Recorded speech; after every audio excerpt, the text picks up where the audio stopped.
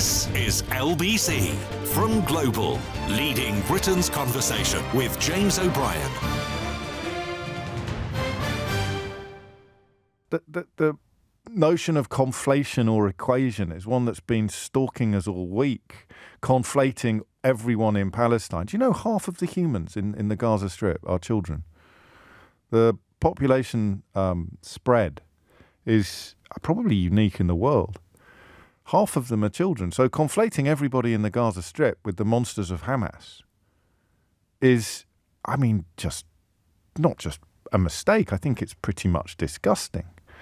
And as I glance to my right at some of the screens that are all week displaying scenes of utter devastation, I learn that the death toll on both sides, and I don't know why I've got a problem with that word sides in this context. I think perhaps it's relevant to the points I'm about to make, are now more or less equal, so that there are estimated to be 1,200 dead human beings on both sides. I use the phrase human beings advisedly. Well, what do you say? 1,200 dead Arabs, 1,200 dead Israelis, 1,200 dead Jews, 1,200 dead Muslims, 1,200 dead people. There are 2,400 dead human beings. The massive, massive, massive majority of whom will never have held a weapon in anger. The massive majority, 240, I think, bodies now recovered from the site of that music festival. And the scenes in the Gaza Strip. To my left, on another screen, there's a small child being operated upon in a tent. I think his brother's already dead, and they're trying to remove shrapnel from him. And I find myself today, Thursday, 4th day running, I find myself today wondering about people who perhaps have been a little bit ignored by all the coverage that we've done so far and by all the conversations that we've had so far. On this programme, 2, 4, 5 hours so far out of 9 that we've spent together, and another one coming now, which will make it 6 out of 10, maybe 2 hours coming. All being well, we'll do Mystery Hour, but it of course depends upon what is what unfolds in the next 2 hours. But that's an astonishing amount of energy and time dedicated to a story. It's quite apposite. It's entirely appropriate. Make no mistake about that. But it occurred to me this morning that many, many people, probably the vast majority of people, are not part of the conversation yet. Because we have heard from people expressing outrage and experience and solidarity with Israelis. And we have heard from a few people with whom I think I've been correctly impatient, but possibly a bit too impatient, I'm not sure, who are keen to remind us of the horrors and the privations suffered by people in the Gaza Strip on a daily basis, on a regular basis. And of course, for the massive majority of people listening to this, I don't think it matters what sign a baby was born under to you. I don't think your feelings are defined by the nationality or the ethnicity or the origins of a child, are they? And mine aren't. And yet, even as I say those words out loud, I worry that I might upset someone. I don't know why I'm worried about that, but I take a lot of calls. Some come from places of anger that I don't understand. It was a very odd opening to yesterday's show, which was interesting because I moved on from a sort of a personal attack without finding out whether or not the attack was coming from someone who would describe themselves as a staunch supporter of Israel or a staunch supporter of Palestinians. It didn't really matter, did it? I think that's the thing about incoherent anger, is that it's almost impossible to analyse. And judging by my inbox, it could easily have come from either, quote, side, end quotes. But I sometimes feel, I don't know whether you feel like this. I don't know whether you feel like this, but I almost feel reluctant to say I don't care what sign a child is born on, or an adult, to be honest with you. I think, brook nothing in the pursuit of the actual attackers, the actual terrorists. But how many children in Palestine have to die before we start wondering about the language that we're using there? I don't think there's much dispute today about international law being breached. The deliberate cessation of supplying electricity or water or whatever it may be. The siege, I think, is against international law. I think it's a war crime. And yet, in this country, I mean, look, inevitably, I'd love to live in a country where there were some events so awful that people managed to park their own petty prejudices. But no, if you've got a problem with the BBC, you're going to be talking about the BBC more than you're talking about dead children. Even the Football Association is coming in for a kicking now, although quite how you can display the flag of one nation while it is embarked upon a mission to raise a territory where half of the population are children to the ground is a question I don't think that football authorities should be asked to answer. Personally, it's a little bit ridiculous.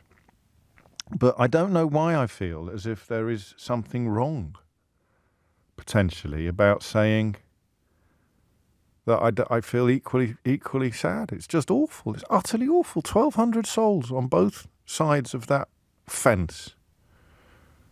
Dead. And I don't see any difference emotionally in my response.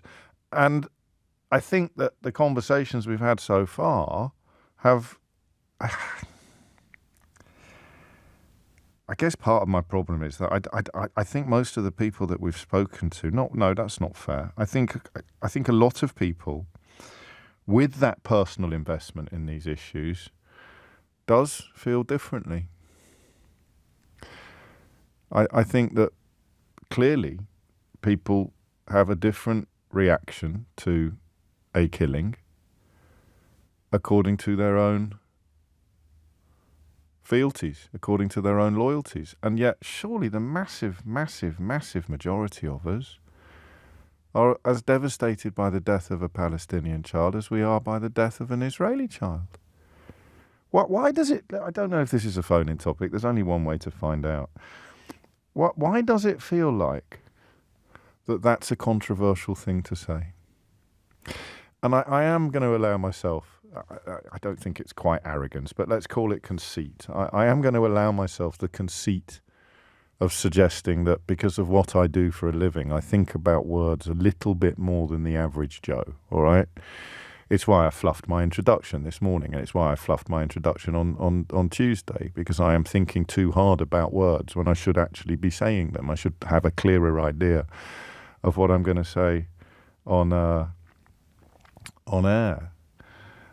I want you to tell me why you think I feel that saying I'm equally devastated by deaths on both sides of that fence is somehow a controversial or a potentially provocative thing to say.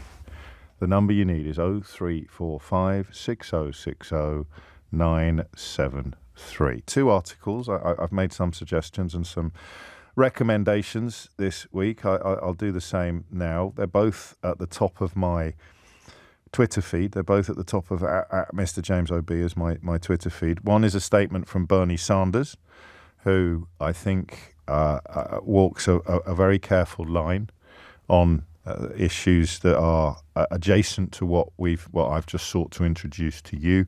And the second is a superb article by Yuval Noah Harari in today's Guardian that he praises it himself as Israel is livid with pain, fear and anger. Many of the forces in the region are currently led by irresponsible religious fanatics. External forces must intervene to de-escalate the conflict.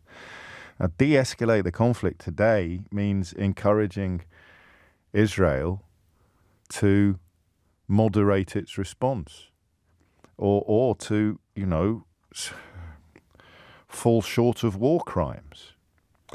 And the other article, the statement from Bernie Sanders says similarly, right now the international community must focus on reducing humanitarian suffering and protecting innocent people on both sides of this conflict. The targeting of civilians is a war crime, no matter who does it. Israel's blanket denial of food, water and other necessities to Gaza is a serious violation of international law and will do nothing but harm innocent civilians. The United States has rightly offered solidarity and support to Israel in responding to Hamas's attack, but we must also insist on restraint from Israeli forces attacking Gaza and work to secure UN humanitarian access. Let us not forget that half of the 2 million people in Gaza are children. And lest you think that Bernie Sanders is showing favour or preference or bias, I can tell you that he isn't. He's clear about the atrocity, the atrociousness of what happened at the weekend. But that's the strange one for me today. And I don't think Alan in Belfast needs this explaining. This isn't a conversation about me. It's a conversation about language and a conversation about neutrality almost. No, you can't be neutral about acts of terror. You can't be neutral about atrocities. But if it feels almost as if we're being ordered or expected to look upon one mode of killing as morally inferior or superior to another mode of killing. And the longer this goes on, I think the more troubling that becomes. And the final glance towards the 3 or 4 screens that I have running in front of me while I talk to you contains the headline, Israel readies for possible invasion of Gaza. So there are currently 1,200 dead souls, 1,200 dead human beings on both sides of this divide, and it's barely started. James O'Brien on LBC. James O'Brien on LBC. It is 20 minutes after 10 and you are listening to James O'Brien on LBC. So why does it feel as if there's an atmosphere of censorship almost, and that saying I feel as sad about that death as I do about that death has almost been rendered controversial? I suppose I'm asking whether you recognise what I'm describing, so I'm grateful to everyone who's already texted in thanking me for managing to articulate what you've been feeling. Well, I didn't do it in the introduction, did I? In the bit before the news. Roy is in Liverpool to kick things off. Roy, what would you like to say? Hi, James. Thanks for taking my call. I'm in a bit of a strange situation because I've been to Israel a lot. I worked on a cruise ship that used to take passengers around the Holy Lands. Yes, gosh. And so we interacted with both Palestinians and Israelis. And the people that I interacted with were absolutely lovely. And they didn't hate each other at all. I think politics has just so got in the way of this, because these people, all they want to do is exist in a country. And it just makes me so sad that it's got to this situation, because, and I work with a couple on the ship that one girl, Mary, she was Israeli, and Hamid was Palestinian. They got married. That's incredible, isn't it, really? I mean, it's so simple and so sort of unspectacular in its way, and yet so, especially this week, so utterly traffic stopping in its simplicity. Yeah, and it is, and the love that they had for each other just transcended everything. you could see that the love that they had for each other in their eyes, and it kind of, I'm kind of well up here because of the situation that they must be in now. Just makes me so sad. You can't even imagine, can you? Where they would, except possibly they sit where we're sitting. They're sitting in a place of shared humanity and despairing at the events, at what's happening. But that sense, do you know what I mean when I say I feel somehow as if it's controversial to say I feel equal despair at all the deaths. Somehow you're supposed to. Absolutely, yeah. There's a sense, isn't there, abroad, that you're supposed to have a deeper response, a bigger response. Yeah. But the thing is, you can't have a deeper response from one side or the other. I don't think you can. No, they're both. I don't know. Like I said earlier, I think politics has just got in the way of humanity, and I think if two human people would sit down and discuss this, potentially that's where there's a Haaretz editorial that was very strong on the almost deliberate policy pursued by Benjamin Netanyahu of not doing that, of kind of favouring Hamas over the Palestinian Authority, because this cycle of reciprocal violence is politically beneficial to him, which is, another example of why it is so ridiculous to look upon this as a sort of black and white, good and evil issue. Although, the actions of Hamas this weekend, I think we can all safely agree, are evil. And it's not from one side or the other, by the way, that I think this sense of is coming. This idea that you should not see the deaths as being equivalent, morally equivalent or emotionally equivalent. I get it from both sides. I'm not suggesting for a minute that this feeling is promoted by exclusively Israelis or exclusively Palestinians. But some people are... See, here's the thing. Samuel has texted to say, it's just called being human, James.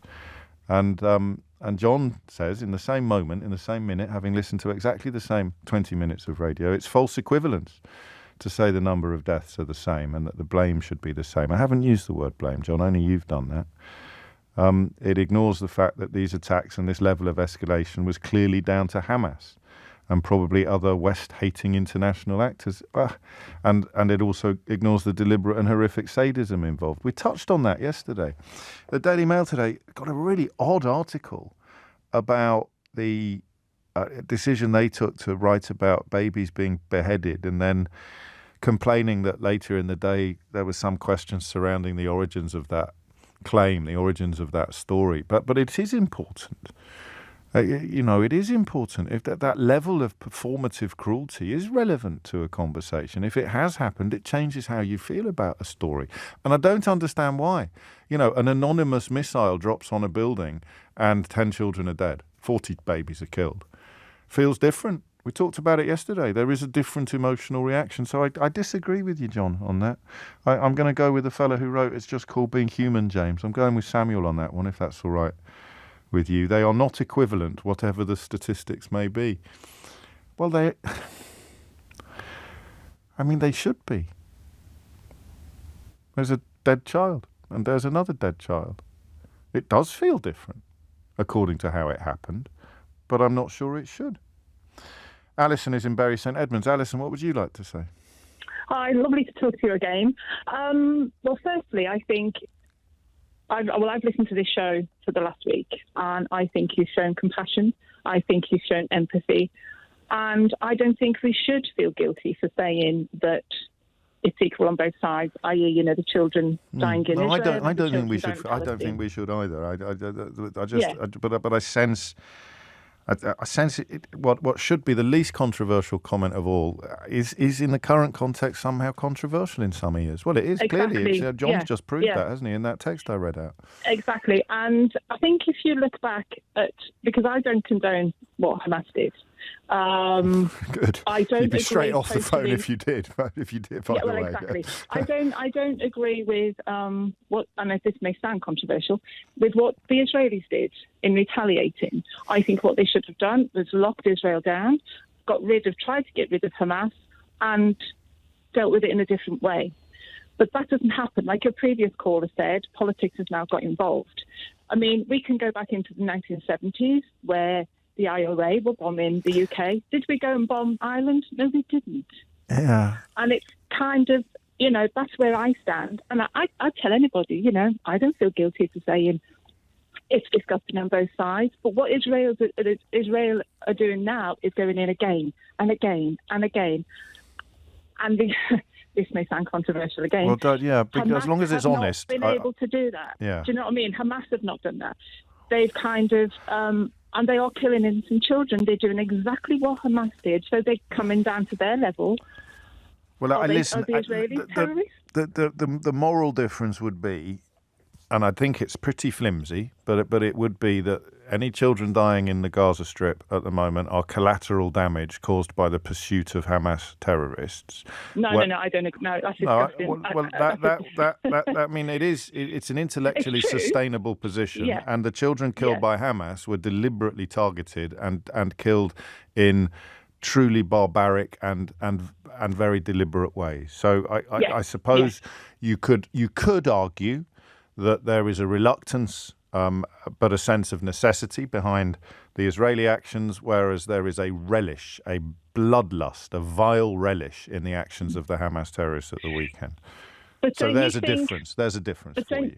Well, but don't you think by doing that and saying that it was almost, well, pretty much, I mean, I'm putting it in a layman's sense, it was okay for Israel to go in, that we are actually condoning it again, and the politicising of it has to, well, we can't get it out. It's been there since, after World War II and World War I, when, Israel, now we know it's called Israel, was called Palestine, and it was made smaller and smaller and smaller, and that's what gets us here today. It doesn't justify anything, but it gives a justification. Well, I mean, that would be a case made, of course, by some people in the mix, but I think also probably it's fair to say that Hamas leaders relish the instability and the reciprocation of violence in just the way that Benjamin Netanyahu has been accused of doing by some Israeli commentators, by favouring Hamas, sort of quotes, governing, end quotes, the Gaza Strip over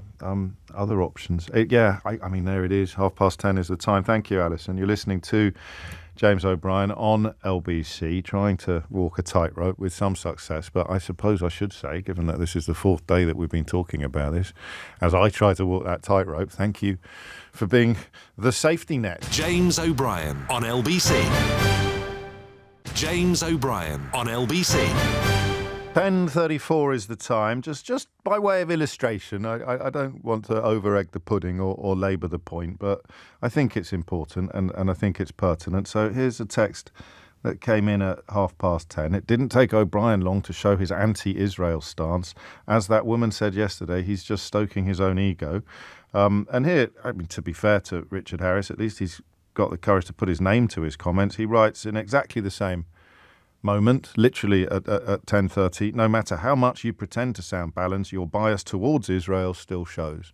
So there we are, 30 minutes of radio. My bias towards Israel is absolutely crystal clear to one listener, and my bias against Israel is absolutely crystal clear to another. And maybe that's the answer to the question of why it feels controversial to suggest that our reaction to deaths is for most people is the same. I feel as sad about a Palestinian child dying in a missile blast as I do about an Israeli child dying in a terror attack. I just do. Suzanne's in Cardiff. Suzanne, what would you like to say? Hi, thank you very much for taking the call. I feel that for years and years, the media have kind of ignored the humanitarian disaster that is the lives of your average Palestinian. And I do believe that Israel and I'm going to sound pro-Palestinian and anti-Israel here. Well, go on then. I feel that Israel have been condemned by the UN and World Health Organization for years for committing war crimes against the Palestinian people, but no action is ever taken against them. There aren't sanctions against them. And so it just continues this narrative that Palestine is full of terrorists and they're all terrorists, and what happens to them is being brought upon them by their own behaviours. And that's why Bernie Sanders' line about half of the people in the Gaza Strip being children stops you in your tracks a bit, doesn't it? Yeah, it does, because what does that say? That the majority of maybe adult males of fighting age have either been captured, held prisoners, as prisoners of war by Israel. And I don't know, I obviously don't condone what Hamas did and how Hamas has acted, but in the same way I can't condone also what Israel are now doing in Palestine. I feel like there hasn't, and people are saying that, but they voted for Hamas, the Palestinian people voted for them. There hasn't been a democratic election in Palestine since 2006, 2007. They may have been who they voted in at that time, and they got in by a small majority, but there hasn't been an election since. So the people of Palestine are as much being held prisoner by Hamas as they are by Israel.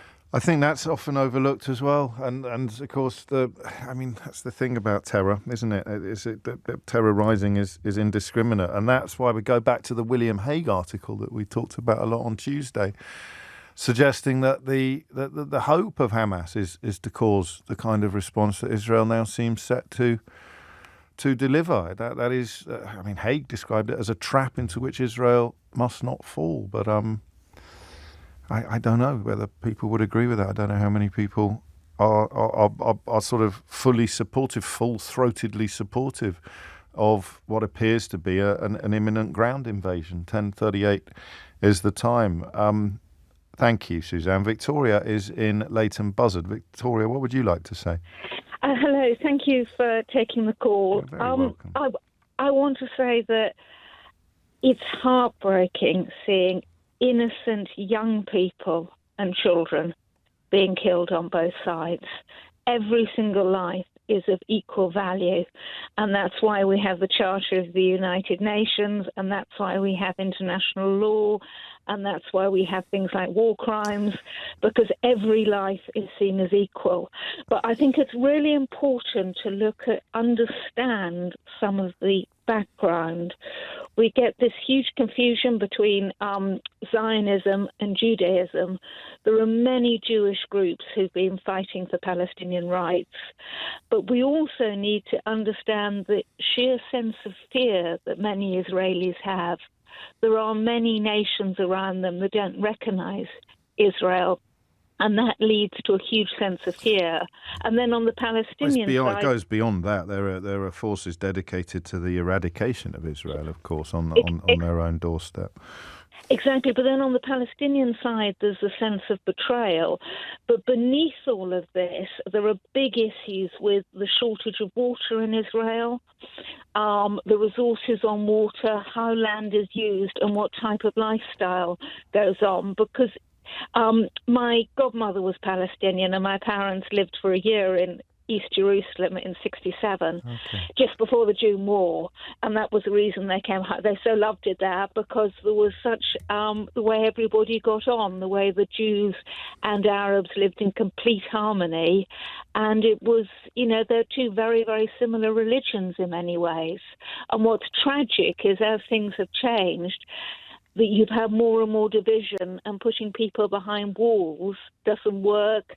And as people get more and more separated from each other, they understand each other less, and then you get more and more hatred. There've been lots of brilliant programs in the West Bank of music and getting orchestras with Israelis and Palestinians playing together to break down the barriers.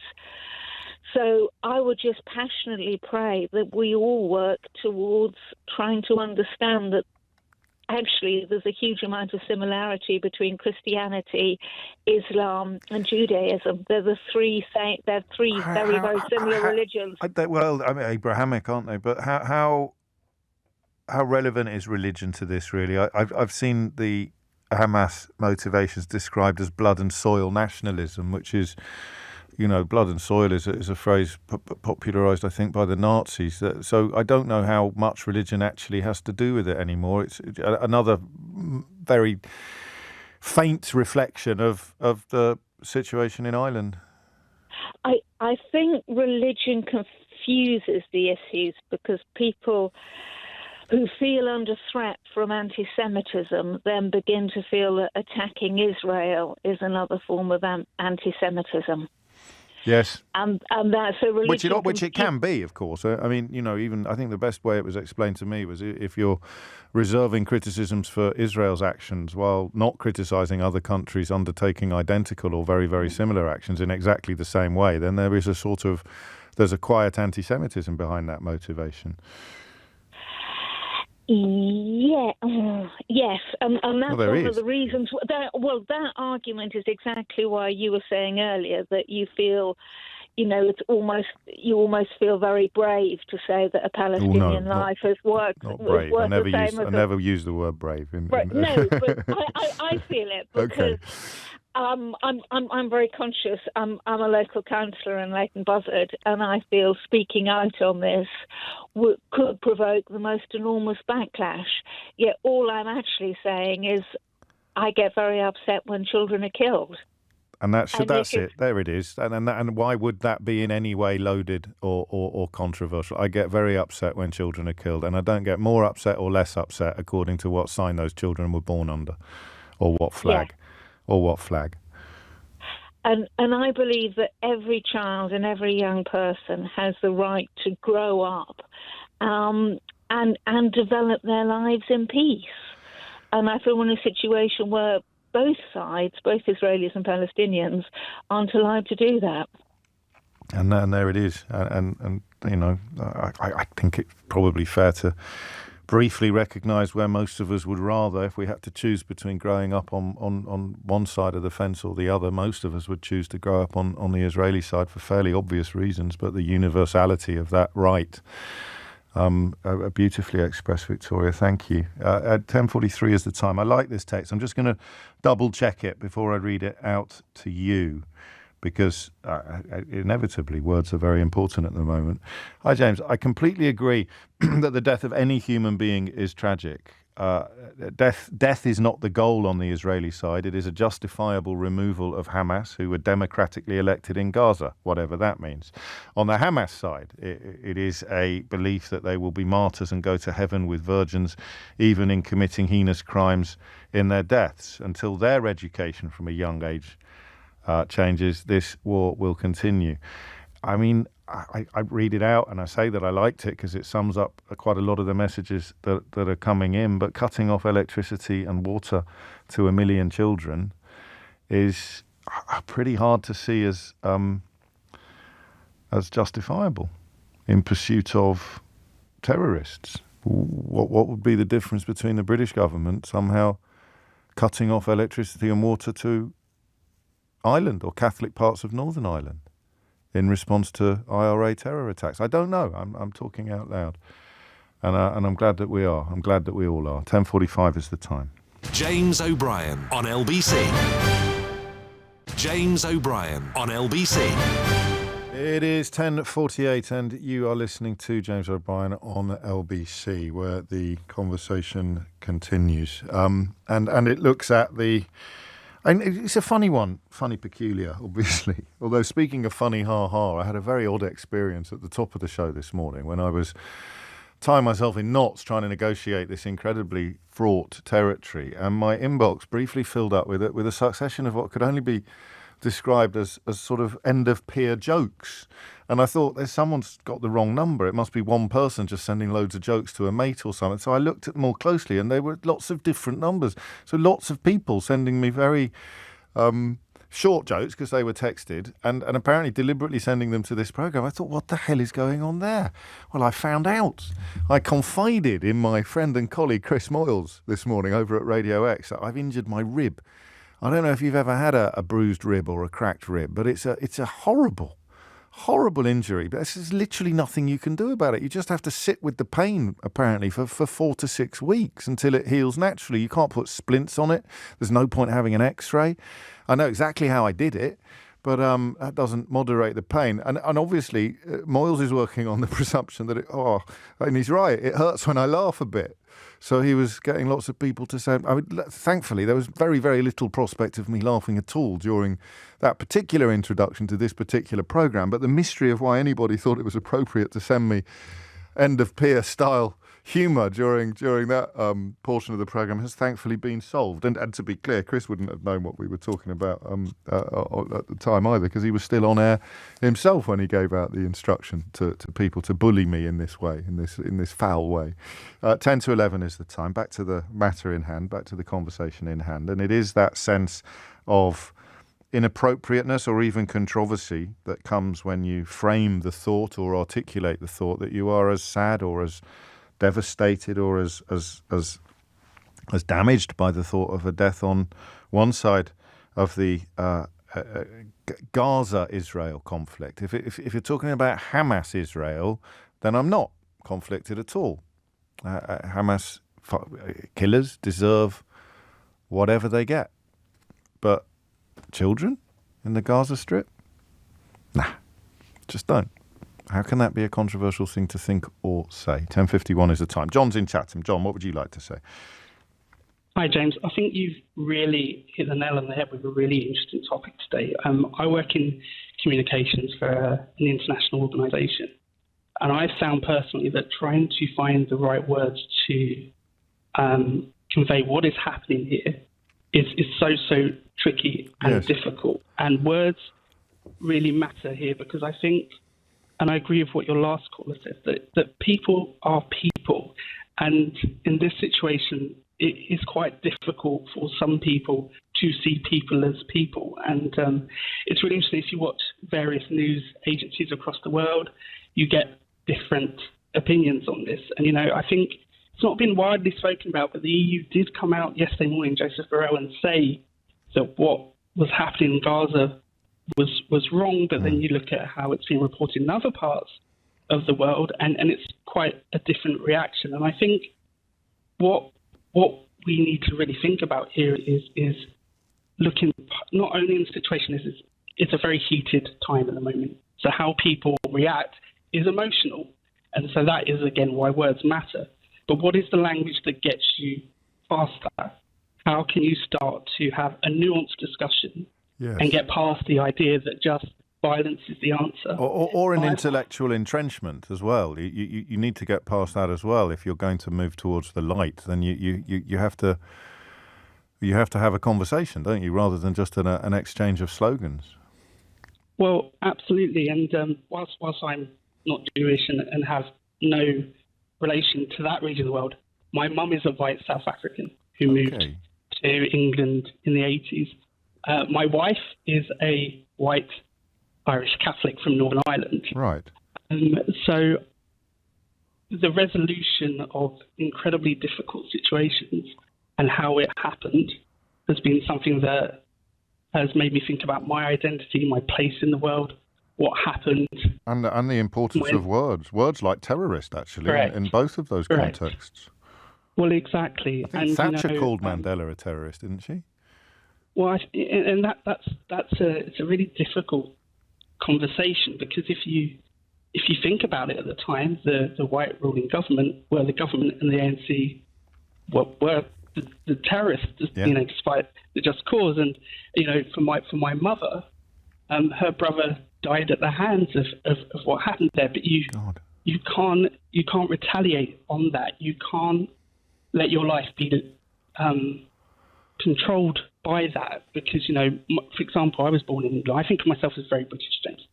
But my mum took a conscious decision not to teach me Afrikaans as a child. She's an Afrikaner. She's not English. It's her second language. Right. But because she understood the importance of being able to look through that and see a bright future. My granddad died in 97. I was in South Africa in 95 for the Rugby World Cup. The joy that country felt at finally finding reconciliation, no matter how difficult it was, yes, was amazing. And then, on this weekend, I am flying to Northern Ireland to watch the GAA, which is, only a Catholic sport. I'll be the only Englishman in a stadium of 15,000 people. But I love the sport. I love Northern Ireland, and I'm accepted there because of what people did in Northern Ireland 20 years ago to reconcile through language. And I think a peace process. As difficult as it might be, Gerry Adams, who is obviously for various reasons incredibly controversial, and in using language, I think it's difficult to convey this, but he put out a tweet immediately on Saturday saying dialogue. The key here is dialogue. Crikey. And I think we have to learn from the we do. People who are involved in those situations. Well, yes, except that do that here. No, except that this is where the promotion of Hamas has been so problematic, because there's not much evidence there that they've got the vaguest interest in negotiating, speaking specifically about Hamas, and recognising that they are not representative of the Palestinian people in the way that Adams was representative of the Republican movement in Ireland. But you remind us that however dark the tunnel might be, there is light at the end of it. Are you younger than me, John? You sound younger than me. I'm nearly 40. Everyone sounds younger. Everyone sounds younger than me these days. But when I was a kid, the prospect of peace in Northern Ireland would have been absolutely unthinkable, laughable. And of course, its historical roots, the historical roots of the Troubles and its colonial roots go back at least as far as some of the issues that we've discussed this week. Further, in fact, arguably. Thank you, John. That was really helpful, really thoughtful as well. Because a white South African, an Irish Catholic, would have very different attitudes to the notion of what is a terrorist and what is not a terrorist than people on the other side of those historic divides. 10:57 is the time, which is why I think the BBC getting itself. I think what you look at when people are attacking the BBC for not using the word terrorist to describe what Hamas has done, John Simpson provided a thoughtful account of why it is. I don't know whether it's right or wrong, but equally, I don't know how much it really matters. So I'd look at the identity of the person making the criticism, and if they have a long history of sucking at Rupert Murdoch's teat and attacking the BBC on his behalf, then I'd take their words with a cellar full of salt. But if they don't, if they are coming to the issue cold, as it were, or fresh, then they are definitely worth listening to and worth thinking about. Last word on this, I think. Joel is in Barnet. Joel, what would you like to say? Hi, James. Yeah, thank you for having me on. I'd just like to firstly say, We've only got a minute and a half, Joel, to be clear. First of all, I'm mourning the deaths of both innocent Palestinians and the Israeli victims of terror. And the thing that's really, I'm quite disgusted with is how people are trying to compare the reaction of Israel with the terrible terrorist attacks from Hamas by cutting off, the fuel, water, and electricity. Well, it's not. It's not. It's the 1,200 deaths that people are comparing to the 1,200 deaths.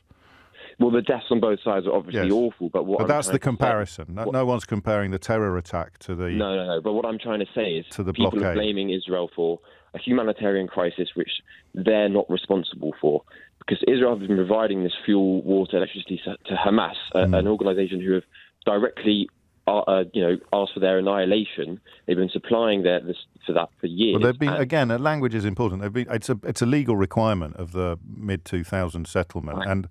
And it's supplying it to 2 million people, of whom 30,000 will be Hamas terrorists. I know, and Hamas have been in charge of these Palestinian people, and instead of providing a good quality of life for them with the supplies that Israel have been given, they've been using this to fuel terrorism, to build military arms, to build weapons of destruction for Israel. So how can anyone blame Israel for stopping that from continuing? Nobody really.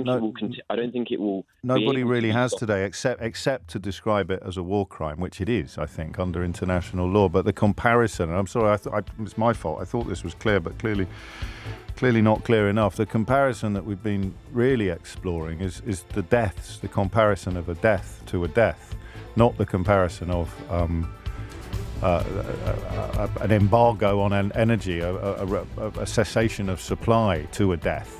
It may well be that they are war crimes under international law, but this conversation was not comparing cutting off a water supply to cutting off a head. And I suppose I have to apologise if that was the impression you got, although I suspect you're probably in a very small minority if it was, Joel. Take care. It's 11 o'clock. I think we'll talk about matters domestic after this. James O'Brien on LBC. James O'Brien on LBC. 3 minutes after 11 is the time, and we did a pretty good job, I think, of negotiating that fraught territory, but I do have to correct one claim made in the last hour. John in Chatham will definitely not be the only English person at the GAA final this weekend. Lots of you pointing out that you are also going, albeit I suspect you might have some Irish heritage, whereas John just has an Irish wife. And I'm not putting you in idiot's corner, Gordon, because perhaps I should have been clearer. He writes, the roots of the problems in Northern Ireland go back further than those in Palestine. Hey, the 11th century would be the earliest possible date for the beginnings of the Northern Irish problem. I perhaps, if I had said the modern state of Israel, Gordon, in which case you'd be confining it to 1948, I think, more or less, which is less recent than the roots of the troubles in Northern Ireland, or indeed the colonisation of Ireland by England. 4 minutes after 11 is the time. Not bad, really, that they were the two items of clarification after an hour that could have been... could have gone much worse, let's just say that. Now, we turn our attention next. There's two stories around today that speak to sort of similar themes. The one that I couldn't quite get my head around when I heard it yesterday was that the prisons are full. It's a phrase you just never expect to hear, isn't it? The prisons are full. The prisons are full. The Times reports that convicted rapists and burglars will be free to walk the streets from next week because the country's prisons are full.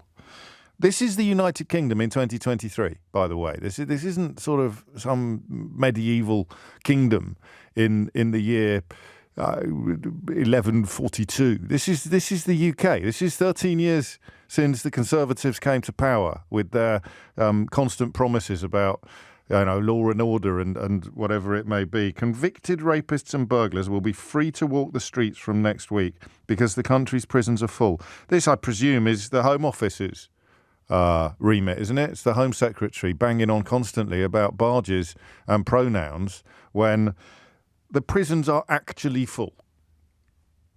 Great. I don't know how to turn that into a phone-in subject. I mean, why are the prisons full? Answer, because they're full of prisoners, James. Why? How has this been permitted to happen? Well, I don't know. And when you look at the backlogs in the criminal justice system, not only are the prisons full, but they would be even fuller, if there can be such a thing, or there would be even more convicted rapists and burglars walking the streets next week if all of the people accused of rape and burglary were actually being put on trial within even a tiny time frame of being charged. So I don't know how it's a phone. I don't know how it's a phone-in. Sometimes when I say I don't know how it's a phone-in, I'm being a tiny bit cheeky. I'm being mischievous because I am going to turn it into a phone-in, but I'm just almost preening myself at the original creative approaches that we take to topics together on this programme. But I'm not doing that now, to be absolutely clear. How do you turn that into a phone-in? Rapists will go free as judges are told that prisons are full.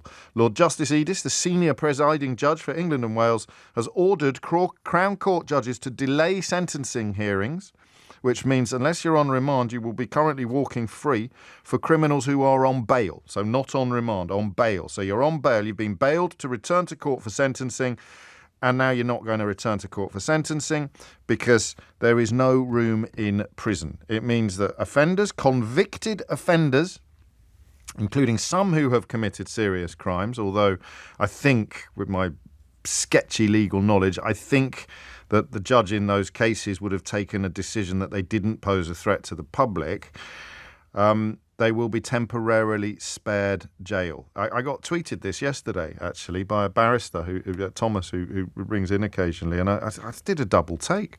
How the hell has that happened? But as I say, I don't know that... you know what's happened now, don't you? Phones have started ringing. And I genuinely wasn't doing it for that reason. Should we take some calls on this? Because this wasn't the phone-in that I was going to have. Actually, should we do both phone? Can we do both phone-ins? Should we do both phone? Because the other story, which also speaks to the arena of law and order, is about the Police Federation balloting the membership, balloting the rank and file. How many officers do you think there are in England and Wales? Just have a guess. Go on, say it. Just say a number out loud. Not if you're, listening on an earphone that your boss hasn't noticed yet or something like that. That'd just be weird. If you just sat there and went, I don't know, 500,000. How many officers do you think there are in England and Wales? Off the top of your head? 145,000. 145,000 officers in England and Wales will be balloted on whether or not they should seek the right to strike, industrial rights, including the power to strike. I can't remember the full details of why they don't have the power to strike, but I think it was a sort of quid pro quo negotiated years ago under which you couldn't be made redundant, and in return for not being made redundant, you surrendered your right to strike. There's also, obviously, as with all of the public sector, pay disputes in play, but unlike the rest of the public sector, police officers don't have the right to withdraw their labour in protest at the paucity of the pay offer on the table. So actually, it's going to be up to you which way this goes. Why are the prisons full? Glancing at my screen and my inbox is perhaps not as silly a question as I thought it was. So we'll do a side order of why are the prisons full. 0345 6060 973. I can't wait to hear Suella Braverman blame it on the woke mob or the Labour government of a decade and a half ago. Who do you think she's going to blame it on? Probably immigrants. I wonder why the prisons in this country are full. But the question I really want to focus on this hour is, should the police be able to strike? And I want you to answer that from both sides of the thin blue line. I don't know, actually, but I think they should.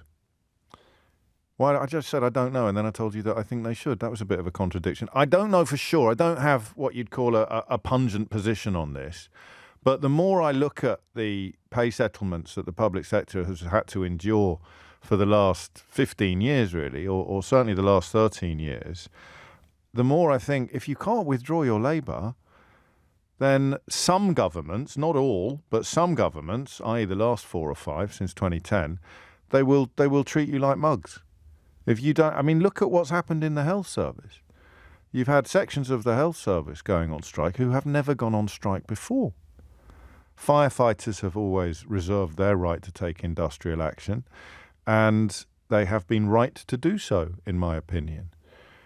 But the slow erosion of industrial rights in this country, undertaken since 1979, has actually changed the game. It's changed the way we look at things. When you speak to young people and they are not shocked by stuff that you're shocked by because it's all they've ever known.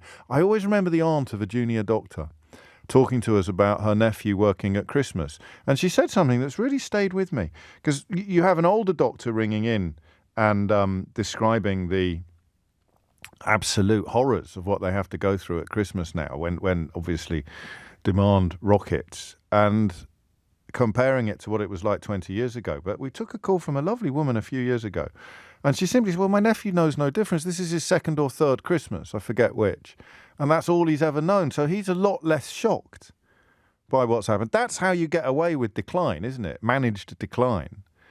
Is that the people leaving who are stunned at how badly things have deteriorated are being replaced by people arriving who have never known any different. That might be relevant to the conversation about prisons as well and why they're full. But the twin topic this hour will be, why are the prisons full and should the police be able to go on strike? If you want to argue that they shouldn't, 0345 6060 973 is the number that you need. And incredibly, if you want to argue that you should be able to go on strike as a police officer or as a civilian, 0345 6060 973 is the number that you need. The number is the same regardless of which opinion you hold. 12 minutes after 11 is the time. Let's start before the break, shall we? Start before the junction. Peter's in Ipswich. Peter, what would you like to say? Hi, good morning. Thanks for having me on. I'm not a first-time caller, but thanks for clearing that up, Peter.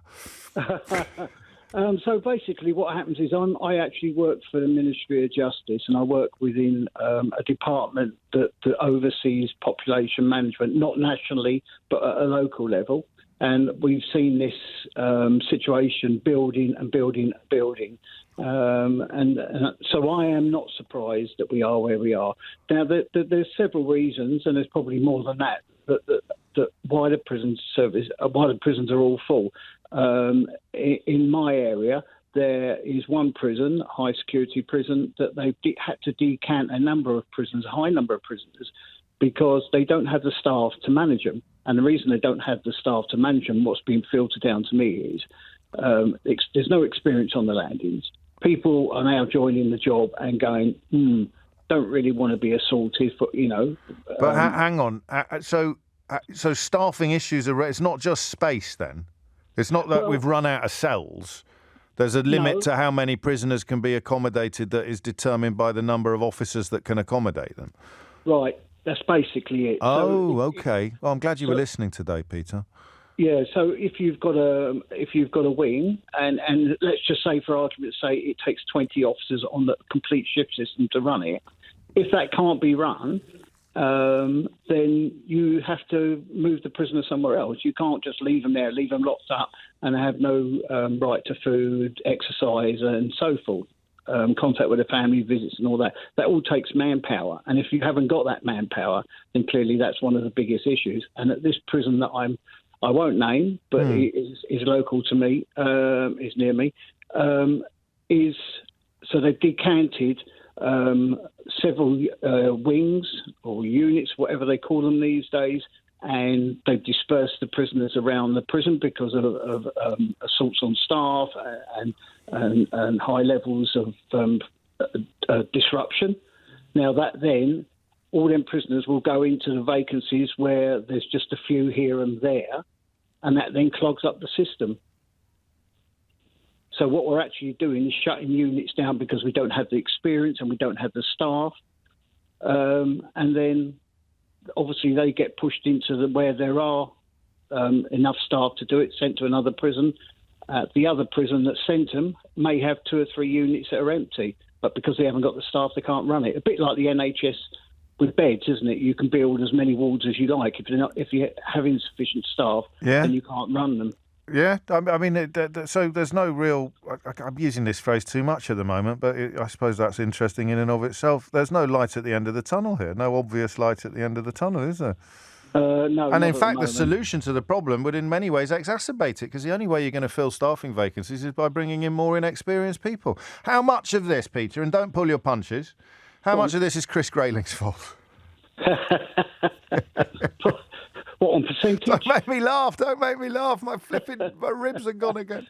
Oh, dear. This is murder. Do you know what? Today, and then the other part of the programme, you were saying, should police and prison service, essential services, and even if you put that same sort of quandary to the military, nobody would say that the military can strike because of, for what they provide, the service they provide. Neither should the police and neither should the prison service. But the prison service can't they?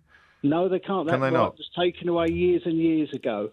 But what they should be doing is raising the standards and raising the wages, the financial inducement to work in these difficult jobs. Right, and respect the job as well. But I don't think there's any votes in it, is there? The right wing just bang on about how we should lock them up and throw away the key, and there's no such thing as rehabilitation and yada, yada, yada, which is probably part of the problem that you've addressed, and the left wing generally don't talk about it at all because they're frightened of getting monstered by the right wing media, who also want to throw away the key and lock them up and hang them and flog them.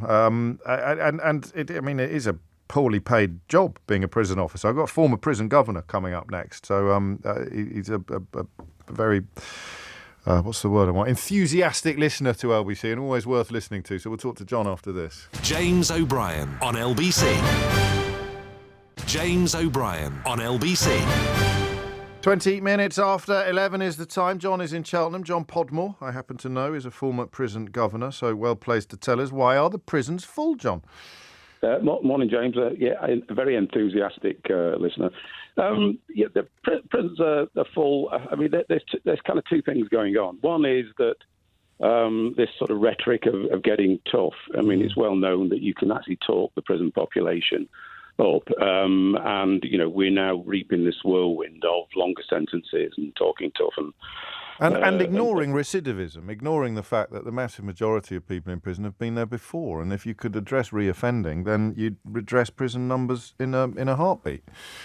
Yeah, basically the system is failing. There's been incompetence and mismanagement by ministers, and don't blame poor old Grayling all the time. Yeah, he has people before and after him who have been as bad. Of course, yes. But it's good fun. But there's two. We need to think about the prison population in two senses. The number of people in prison is a function of those coming in, and how the system gets people out. Now, the people coming in, and I think I've probably said this to you before, we lock up 80,000 people. We're locking up people. We should be locking up people we're afraid of, not that we're mad at. And if we look at that 80,000, how many of those are really dangerous? How many of those are a real threat to society? I'd put it probably at a guess at only about 30,000. So I think there's an opportunity here for us to, we can talk about how we got here, but we are where we are. How do we reduce the population here and now, not in the long term? Yes, and I mean, there's an opportunity to reflect on who we're locking up and why. Yes, I take your point, but you're having a bit of a ride around the radio on your hobby horse here. And in terms of why they've got full against the backdrop of we've had the system in place for decades and it never got full before, what has happened?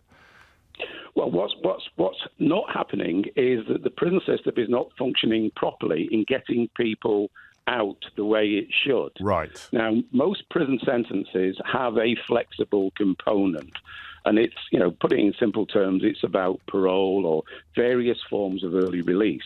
Now, you're only going to get those, you're only going to be released early if you have not got worse, if you've improved, if you've addressed your offending behaviour, if you're working. Now, I think your man before was actually wrong.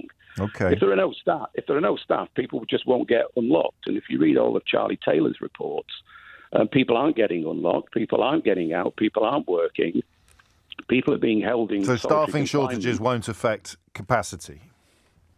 No, not in my view. Okay. There aren't wings in my view. There aren't wings being decanted because there aren't enough staff. If there aren't enough staff, the prisoners don't get unlocked. Sure. And Charlie Taylor. They just stay in their cells for 23 hours a day.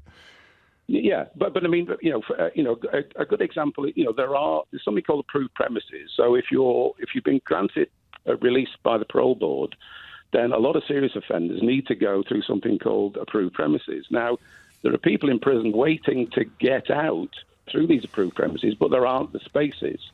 So, if we built more approved premises, there are people who are eligible for home detention curfew, what you and I would see as tagging. Now, you can only be released early on a tag if you've got somewhere to go. And if we had a properly functioning probation service, because the probation service is in crisis and Grayling has got dirty hands on that one, then prisoners will be released. But there are also, remand, for example. We've got 14,000 people on remand now. God.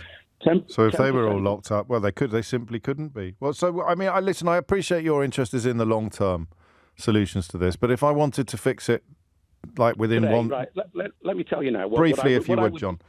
What I do, there are 3,000 women in prison, in 12 prisons. I'd let out 10 prisons worth and then put men in them.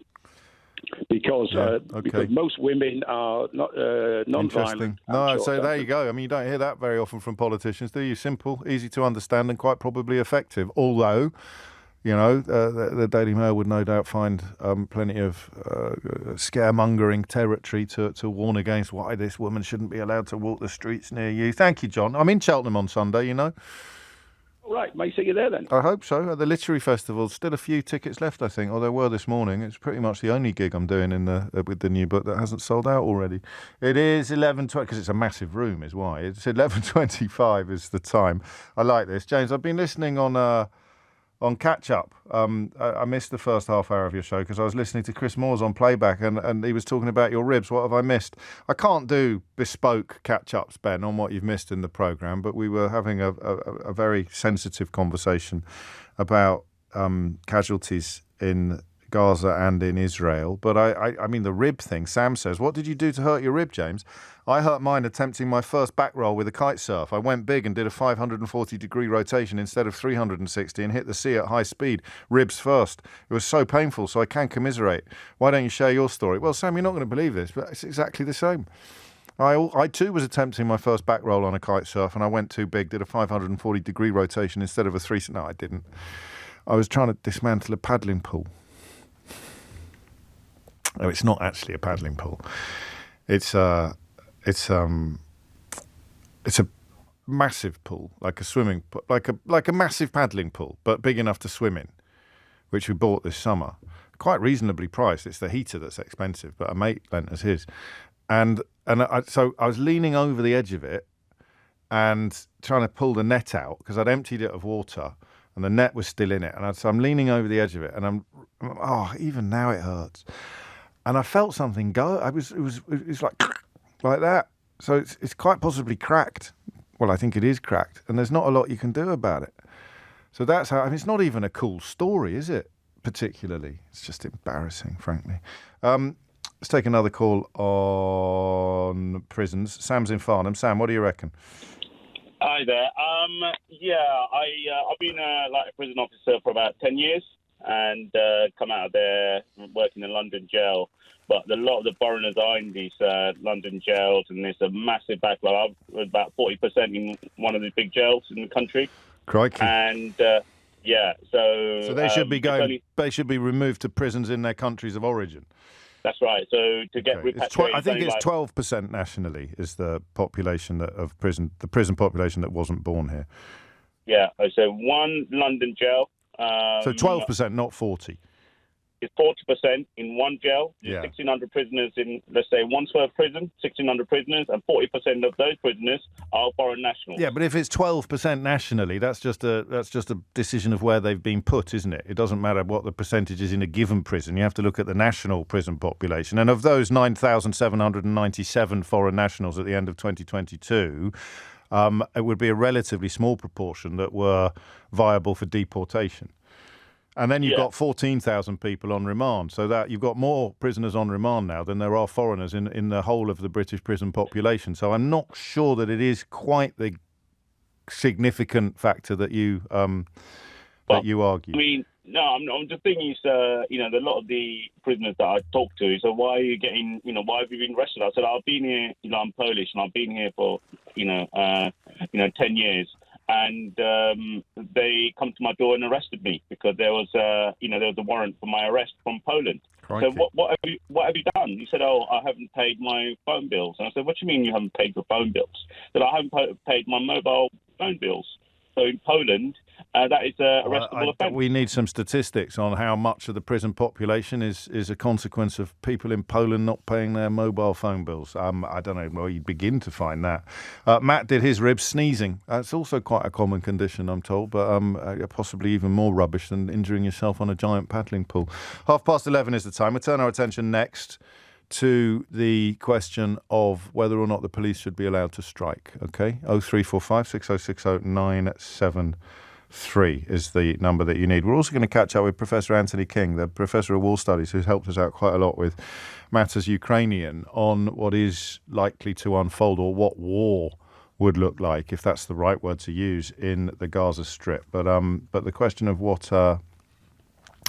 Stop sending me jokes, all right, by text. It's not funny anymore. Well, it wasn't funny to start with.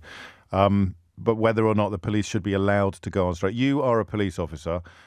Don't worry about the broader context of this. Do you want the right to go on strike?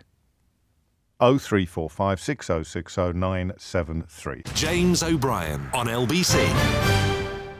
James O'Brien on LBC. It is 11:34 and you are listening to James O'Brien on LBC, where we will turn our attention shortly to the question of whether I'm getting a lot of rib-based action coming into the studio, which is nice. There is very, very little you can do about it, and except live with the pain. I'm going to be a very brave little soldier, but you'll allow me to keep you posted when it becomes unbearable, if that's a correct word to use. But before we get stuck into whether or not police officers should go on strike, Professor Anthony King is the newly installed Professor of Security Studies at Exeter University, having previously been the Professor of War Studies at Warwick University. And I thought he might be a helpful contributor to a conversation that we've touched on in the course of this week with regard to the Gaza Strip in particular and the probably imminent Israeli invasion, in terms of what is likely to happen next. So we'll begin, Anthony, and congratulations on your new post. We'll begin with the question of whether or not imminent is the right word to use, and indeed, is invasion the right word to use?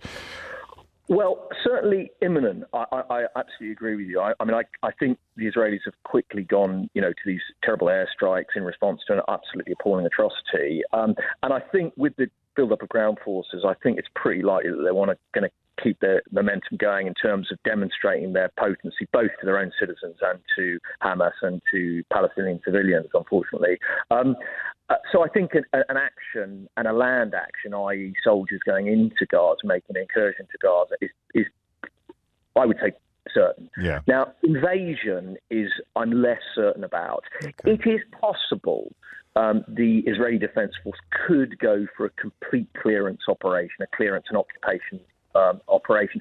But I'm sceptical, and I'm sceptical because I don't see what that would do for them. And remember that they were occupying Gaza from 1967 to 2005 and withdrew because it was an unviable and unconstructive situation. So I think what's more likely is a series of heavy raids into Gaza with pretty heavy forces, tanks, armoured vehicles, to destroy and interdict tunnel systems. There's a very complicated and intricate tunnel system which Hamas have used and constructed and used.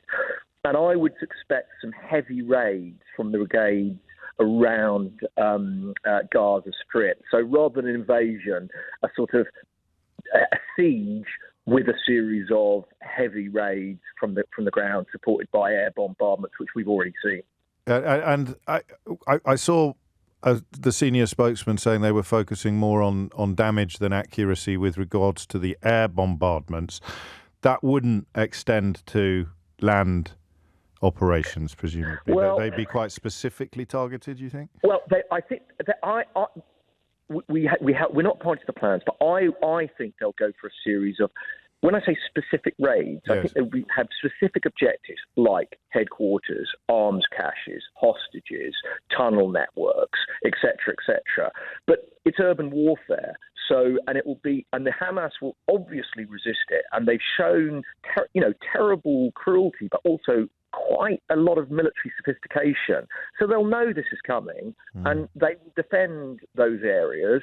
And, the vision, I think, what we will see in the next few weeks, although I don't think it'll be a clearance operation, we're looking at something like Mosul 2016, 2017, Raqqa 2017, Aleppo in that same period, or Marawi over in the Philippines, where if security forces, military forces go into these urban areas and they're defended heavily and determinedly and skillfully by a militant group like Hamas, terrorist group, militant group, whatever we want to call it, the level of destruction is, it's off the scale, frankly, because you get involved, you have to breach through the defensive positions, so that building gets destroyed, and then you move on to the next building.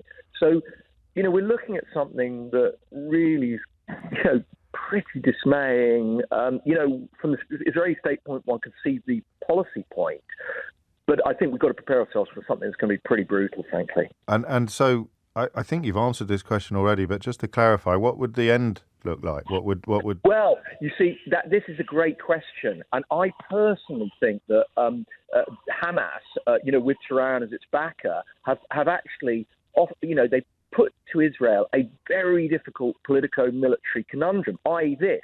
Okay, so Israel has got to respond to this level of atrocity, and it's got to respond militarily. Yes. But either an invasion and a clearance of Gaza and an occupation, or a series of raids, punitive raids, which I think are much more likely, ends up with Israel committing international humanitarian law crimes, etc., and therefore the Hamas generating precisely the kind of regional and international support it wants. And of course, Iran wants to break the links between Israel and Saudi Arabia and the Abraham Accord countries, which I'm pretty confident what is about to happen will do, because the scale of the devastation is going to be, I just don't see how the Israelis are going to avoid it. So it's a very concerning situation. Yes, and finally, you haven't mentioned hostages, which I think is probably relevant, isn't it? Because under the description you've just provided, Anthony, it's hard to see how, I mean, is Israel going to try to rescue hostages, or would that be pie in the sky? I think they probably will try to rescue hostages because they're civilians. I mean, hostage taking is something that Hamas and Hezbollah have adopted as a tactic over the last 15, 20 years, but it's typically been soldiers from the Israeli Defense Force. And the Israeli government has adopted a very hard line on that. Namely, they go absolutely all out to recover that hostage, but the view, the ultimate thing is they will not be leveraged by hostage taking. And ultimately, if those military hostages die, the Israeli government and the military have accepted it. I mean, they're angry and furious about it, but they accept it. So in terms of the civilian hostages, I think they will try and rescue them. But that's going to be, militarily, practically, I think that's going to be a very difficult mission indeed. So one fears for the lives of those hostages very deeply. I think it's a very terrible situation. I don't think anyone would dispute that. Anthony King, Professor Anthony King, Professor of Security Studies at Exeter University, thank you very much indeed. And that I hesitate to use that phrase, it's not light at the end of the tunnel, is it? It's almost what will the end look like is a question that's almost too grim to contemplate. 11:42 very nearly is the time. You're listening to James O'Brien on LBC. Turn our attention next to the question of whether or not police, I mean, it could almost be a mystery hour question, couldn't it? Why are police not allowed to go on strike? I think the answer is because they are servants of the Crown rather than employees of anybody. Currently, officers have no right to strike because they are not technically employees, but servants of the Crown, which also means they can't be sacked unless there is a conduct issue. The Police Federation will not have taken this step lightly. Indeed, they've issued a statement saying this decision follows more than a decade of requesting the government to address police officers' poor working terms and conditions. Just a quick moment before we talk to Matt in Bermondsey. I've got some phone lines free on this as well if you are a copper and you want to tell me why you don't want to go on strike or why you do want the right to go on strike. 0345 6060 973. It's more small state stuff. You know, these vampires constantly banging on about small state. We need a smaller state. Well, I mean, what does a small state look like? It looks like a country where the prisons are full, where police officers are underpaid, where there aren't enough of them, where the public sectors are cut to the bone. Who wants a small state except people who are wealthy enough to pay for everything that was previously provided by taxes, previously paid for by taxes? I don't want to pay taxes, but I'll pay myself for the things that taxes provide for other people because I'm rich and they're poor, so why the hell do they deserve to get the kind of protections that I can afford to pay for myself? It's horrible ideologically, but it has been in the box seat of British politics for the best part of a decade and a half. Matt's in Bermondsey to steer us to the police striking question. What do you want to say, Matt? Good morning, James. How are you? Very well, mate. What's on your mind? So I worked in the police for 4 years as a special constable, which is obviously an unpaid volunteer, and then for 9 months in the last year as a paid PC in a different force. Okay. And I quit the police last month. Gosh, why? Can I ask why? You don't have to tell me. It's not why you rang in.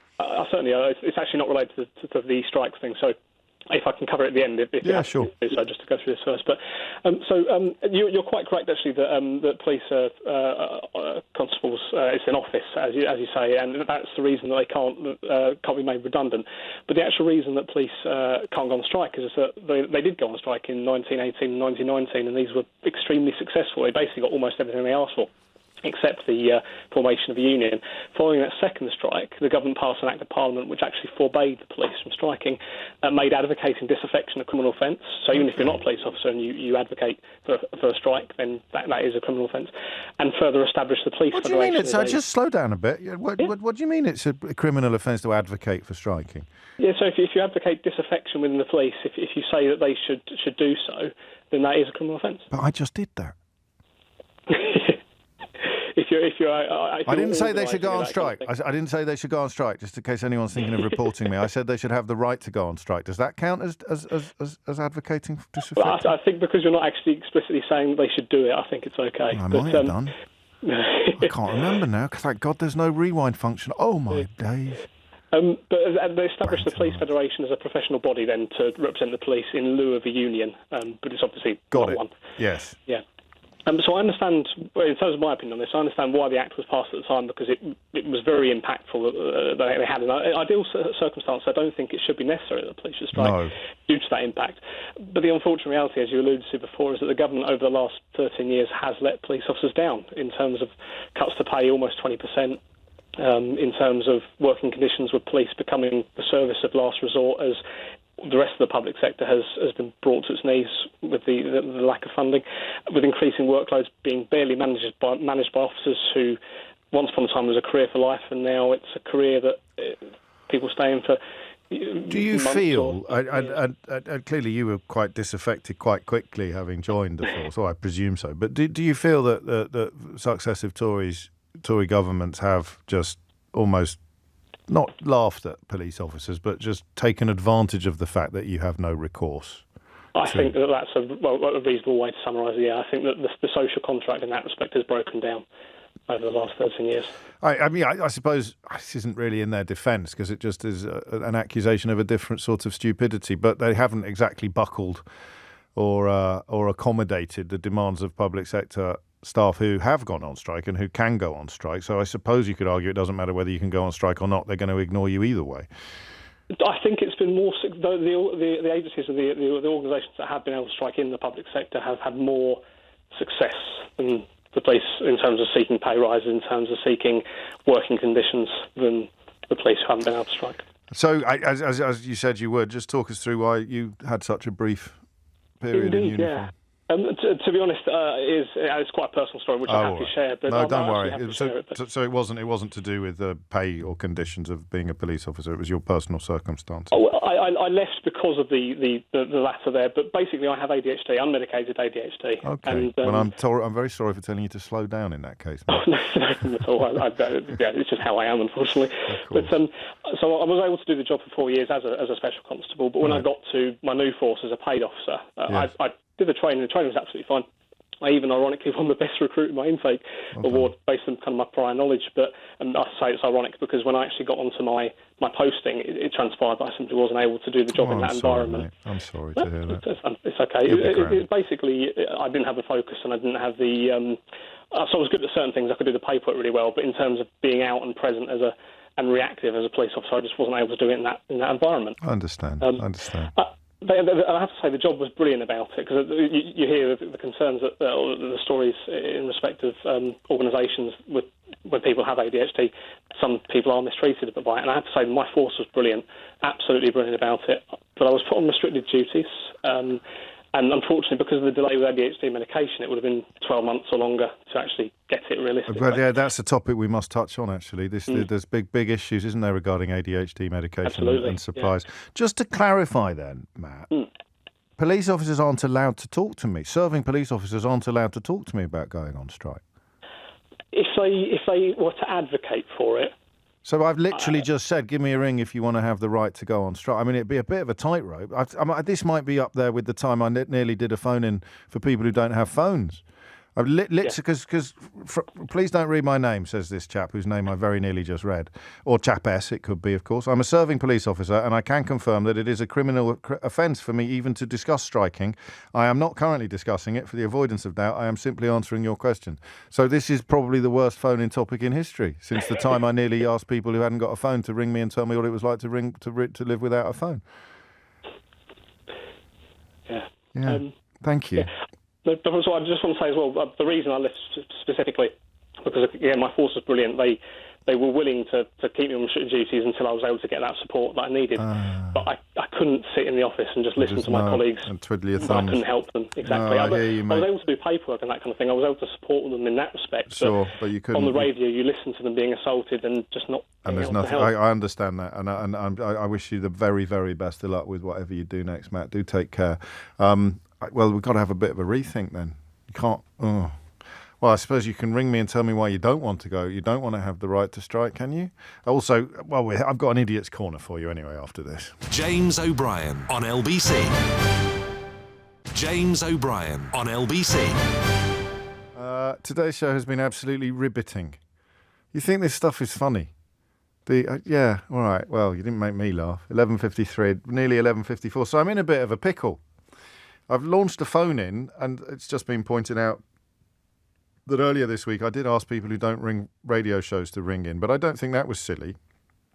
It's not like the time that I asked people who haven't got phones to ring in, but I've launched a phone-in that you're not allowed to join if you're a police officer. And I'm normally quite rude about retired police officers because they always ring in to blame everything on graduates.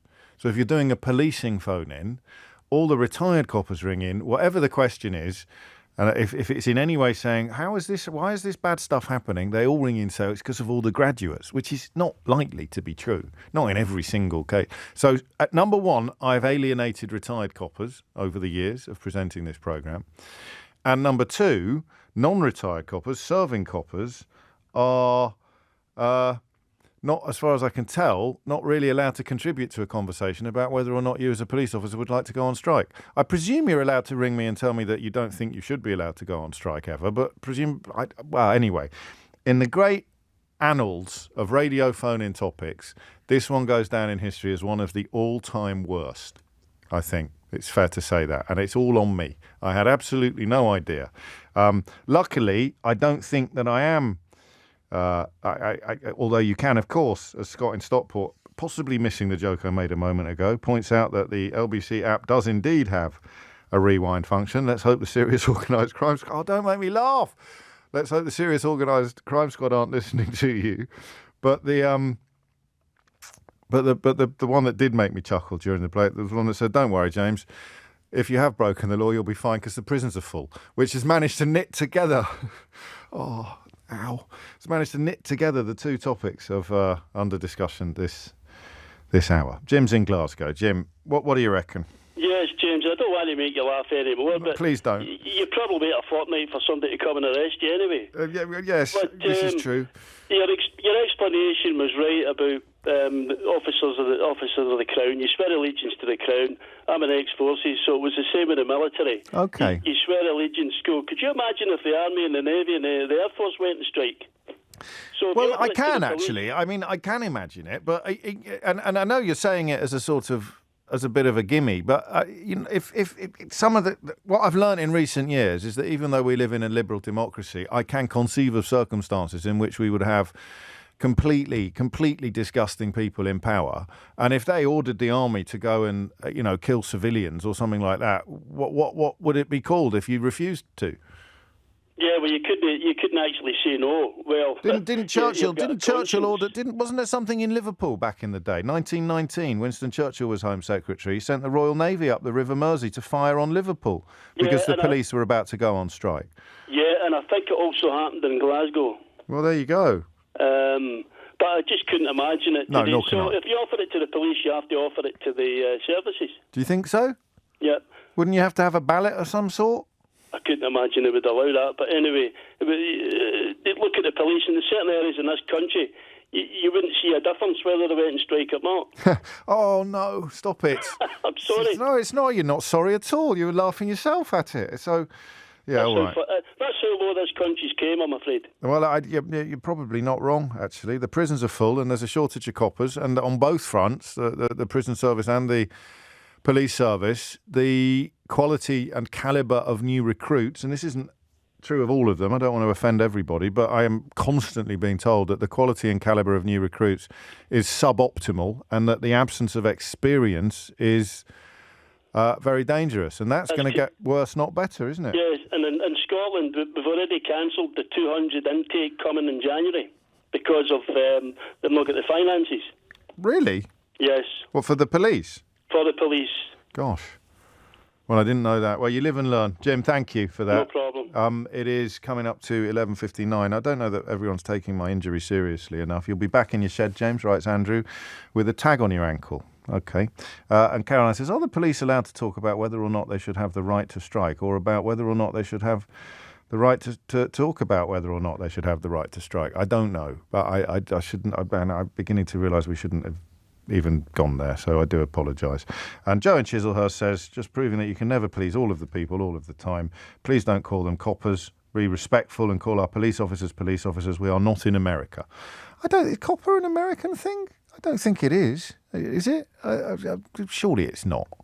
I don't even know what the origin is, which is oddly appropriate because it is very nearly 11:59 and it's Thursday, which means, of course, very shortly we will be launching Mystery Hour. And if I don't get a call from someone asking about the origin of the phrase copper to describe police officers, I don't care how upset you get, Joe in Chislehurst. There will almost certainly now be a question about why we call police officers coppers, if it hasn't been done before.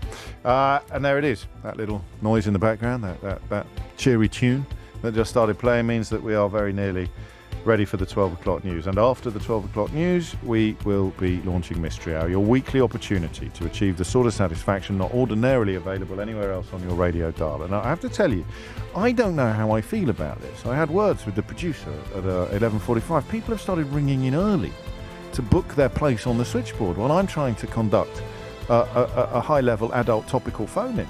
Now, admittedly, on this occasion, it didn't matter because no one was allowed to phone me to contribute to the phone-in. But it will be Mystery Hour after this.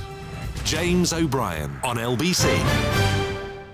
James O'Brien on LBC. It is 3 minutes after 12, and it is time for Mystery Hour, like the man said, and it is your weekly opportunity to achieve the sort of satisfaction not ordinarily available anywhere else on the radio. People ring. Look, it doesn't sound amazing if you're new to it. I say, people ring in with questions and other people ring in with answers. But not only is it incredibly... Well, I hope it's not that entertaining today. Is that bad? Can we do a very serious Mystery Hour so that my rib doesn't hurt and you make me laugh?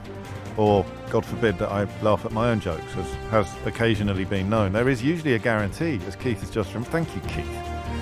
I normally like to guarantee that you will have at least one laugh out loud moment between 12 o'clock and 1 o'clock on a Thursday, but I'm not sure I'm capable of a laugh out loud moment.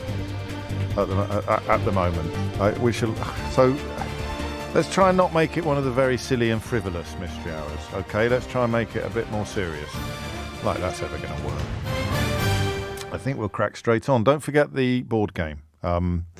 I was looking at some of the reviews last night. It's about 4.5 stars on Amazon, and there's loads of them there. And what you have to remember is anything I sell on Amazon, you get a few racists turning up to claim that it's awful, even though they probably can't really read books or understand the rules of the incredibly simple Mystery Hour board game. So you can probably give yourself another half a star for that at least. But it's a brilliant game, and you can get your own copy at mysteryhour.co.uk. Or you can win it by being my favourite contributor, which this week will involve not making me laugh. I can safely say that I don't think I'll be giving the Mystery Hour board game this week to the person who makes me laugh the most. Full terms and conditions are available at lbc.co.uk. It's 5 minutes after 12. David is in Surbiton. David, question or answer? I've got a question, James. Carry on. The question is, it's about national anthems. Right. And I wondered, is the UK the only country in the world which has a national anthem which is dedicated to a living individual? Why did you say living? Are you? I won't make you laugh because I'm a very boring person. No, you're not, David. Not at all. I mean, you're almost making me laugh there, which I suspect was your intention, wasn't it? No, not me. You said living with quite a bit of emphasis. It suggests that you know of an anthem that praises a dead person. No, it doesn't. I don't know. But I can imagine circumstances. For example, let's take maybe Turkey. Where the most famous person in their history is Ataturk. Yes. The founder of the nation. So I could envisage their national anthem being based around that. Yes. So our glorious founder, almost, our glorious whatever. Exactly. So is there another national anthem that praises... a living person is the question. A head of state is probably the... I mean, what about other royal families? Do they not have national anthems that praise the head of the royal family? The reason I'm asking the question, James, is I don't have a clue. Thailand. I bet you Thailand. Thailand have... could be. They imbue their king with religious significance, as in like a demigod. So that might... Well, anyway, the point is I don't know, and nor do you. So that's why you're asking. Yep. Thank you. Do any other countries have a national anthem which praises or is simply dedicated to a living person? May not be praising it, maybe saying he's a right old wrong un. I can't believe it. I'm glad he's dead. That kind of thing. No, living person. Living. 12:07 is the time. Bo's in Bridgend. Bo, question or answer? Question, please, James. Carry on. Why don't you ever see a seagull in a tree? That sounds like the first line of a joke, Bo. No. Why? I've done due diligence here, you know, and the outbuildings on the floor in a sparsely, but never in a tree.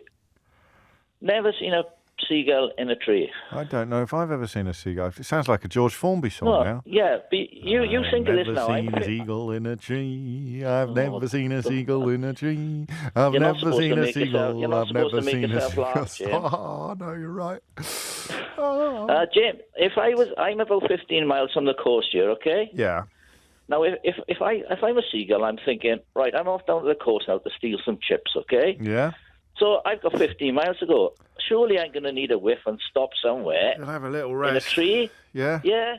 A handy spot. Well, I think you're sort of probably in the process of answering the question yourself. So seagulls... Well, I don't know. Well, they live on cliffs, don't they? They roost on cliffs, and therefore buildings that can deputise for cliffs, they will stop on. So it's probably got something to do with predation. So they don't like trees, but they will rest on I live on a lot of junk food, but if I'm hungry, I'm going to have a salad, don't I? Well, but you'll get there's buildings. They don't find themselves in areas where there aren't any places to stop.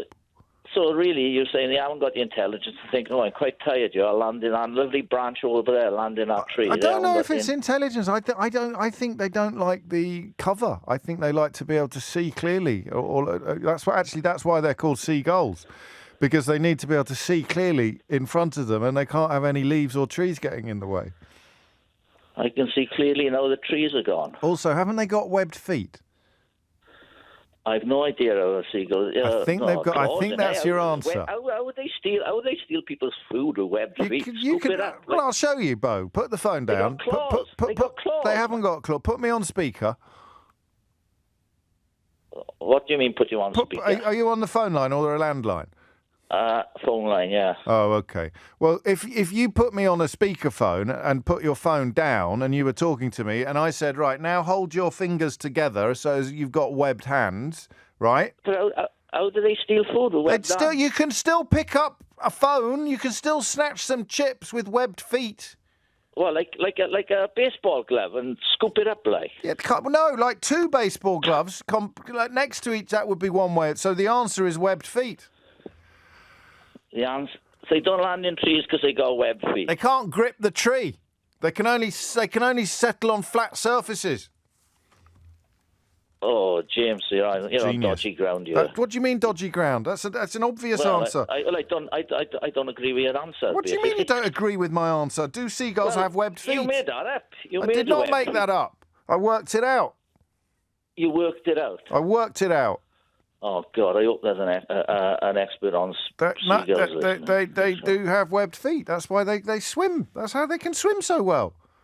Oh, God, well... I'm right. That's why you're embarrassed now. Oh, my God. I'm not embarrassed. You are embarrassed. You should be. I'm not convinced of the argument that they got webbed feet. Well, they have got webbed feet. Are you looking at a picture of a seagull there? No. I'm imagining one in my mind's eye. Right. Done with it. Yeah, okay. Then. All right. Listen, that's why. In the interest of getting other people on the show, I'll accept your answer. Well, you don't have to. Also, they grab your food with their beaks, you prune, not with their feet. No, they don't. They come feet do. first. They do not. They come swooping down and grab it with their mouth. I was down in Devon and attacked by a Cornwall no more than 3 weeks ago. This is supposed to be... God almighty, this is supposed to be a serious mystery, Abbo. You're making me laugh. It's serious. It's not serious. It's got feet. You can... The dense foliage we have now in trees, you could easily land on with webbed feet anyway. Well, that all right. I'll leave it on the board then. So why don't seagulls land in trees? Thank you, Bo, but it's because they've got webbed feet. 11 minutes after 12 is the time. Alex is in Carmarthen. Alex, question or answer? It's an answer, James. Carry on, Alex. I hate to do this to a fellow Welshman, but you're absolutely right about the seagulls. Yeah, there you go. Webbed feet, their feet are adapted for paddling. Their feet don't bend in that manner, so they can obviously land on a flat surface, but to grip a branch, which very well may be moving, they're just not capable of it. So he might as well have asked why you never see a duck in a tree. Exactly the same. Any water bird, they can't do it. They physically can't do it. A swan? Have you ever seen a swan in a tree? Never seen a swan in a tree, Alex. Or a goose? Never seen a goose in a tree. Never seen a gull in a tree. Never seen a tern in a tree. You could perhaps, some of the wading birds do they have webbed feet or do they have... I think most waders have a degree of webbing, but there may be a few. But again, even those you don't see them in trees. You're not going to see them in a tree. And again, is it true that they steal food with their beaks, not their feet? I think it is true, isn't it? But it's not even relevant to the question. Again, they've got the dexterity to... to handle their eggs on cliff tops with their feet, a large stroke. They don't. Of course. They take it with their beaks. Yes. Qualifications? Been a keen amateur ornithologist since I was a member of the RSPB when I was from about 8 years old. Oh, lovely. And I live by the coast. I'm a member of the RSPB. Are you no longer a member of the RSPB? I think it may have lapsed, sadly. Well, you want to sort that out, mate. They need all the help they can get at the moment. I'm a member of the RSPB. We've got a family membership. Thank you, Alex. Round of applause, please. A lovely answer. So I was just going to do a little bit of a staff meeting now, if that's all right. I specifically said don't put through silly questions or funny callers. And the second caller was Bo asking why you never see a seagull in a tree. I don't think you're taking my injury very seriously, frankly. That made me laugh. Jackson Ipswich. Jack, question or answer? Hi, it's a question, please. Carry on. Why is one side of a bar of soap soft and the other side hard? What? Yeah. So I'm a gardener. Yeah. And when I come in from work, my hands are filthy. Right. So I get the bar of soap. It can be a brand new one out of the packet or it can be on the side. Yeah. Put it under the tap, scratch it. Yeah. So you scratch the softer side to fill your nails up with soap. And you get the nail brush and give it a jolly good old scrub and your hands are clean. But there's always the other side of the bar of soap, which is hard and you can't scratch. I just don't recognise. What brand of soap do you use? It doesn't matter. Well, it does matter because we use Imperial Leather and this doesn't happen with Imperial Leather. Don't laugh like that. It does not. Ow! It does not. It really does, James. It really does. Even when you go to a hotel and you bring back one of those little packets of soap, a little posh one. I don't think this is true. You've just got one side gets wet. No, it can be a brand new bar of soap out of the packet. Honestly, I do it every day, and I often think. I do trust you. I don't think you're yanking my chain, but I think you're mistaken. No, I don't think I am. I'm just going to have another staff meeting. All right. Just, excuse me. Do you recognise this at all? I'd never encountered this. Eleanor, do you know about this soap? You use soap, surely. Have you got one side hard and one side soft? Have you ever? What? Yes, one side's wet and one side's less wet. No one really recognises the circumstances behind your question, Jack. Well, maybe. So what brand do you use at the? Oh no, you've already answered that. Well, no, I've got a Duff bar upstairs in the bath. Duff. I sometimes just get straight into the bath. Yes. And do my nails there, or at the draining board in the utility room, I've just got an Asda, bog standard brand of soap. I don't think it's doing this thing that you say it's doing when it's straight out the packet. I think it's because it's rested on one side of the. It really is. Oh, hang on. You've got some support. An unsigned text has come in saying it's true, James. Re-soap. But then another text came in at the same time and said, I don't know what she's on about either. Well, maybe you don't get your hands dirty. 52-48. No, well, we'll find out for you, Jack. Thank you. No, you're very welcome. It's 12:16. James O'Brien on LBC. James O'Brien on LBC. 19 minutes after 12 is the time. The question about whether any other national anthems are dedicated to a living person. Question about, well, we've done the seagulls question, although I have to say, in Bo's defence, if you follow me on Twitter, you will see that I have just retweeted a photograph, wait for it, of a seagull in a tree. I mean, it just is there, but you can imagine that it's an old tree. And it's almost got a flat surface. Do you see what I mean? So the webbed feet is the reason why you don't routinely see seagulls, or for that matter, penguins in trees. But there is a photograph there of a seagull in a tree. So my thanks to Gary for sending me that. And then we want to know why the soap is hard on one side and soft on the other. But I don't know if that's true. I mean, anyway. 20 minutes after 12 is the time, and Mick has just sort of taken us back to the beginning of the programme when Chris Moores was encouraging people to send me jokes in the hope that I would laugh and feel pain with my injured rib. What do you call a man with a seagull on his head? Cliff. Sophie's in Leighton Buzzard. Sophie, question or answer? Question, please. Carry on. Why is a scientific calculator called a scientific calculator when it's used for maths and it's mathematical? Well, it can do equations, can't it? But is that not mathematical? It's also scientific.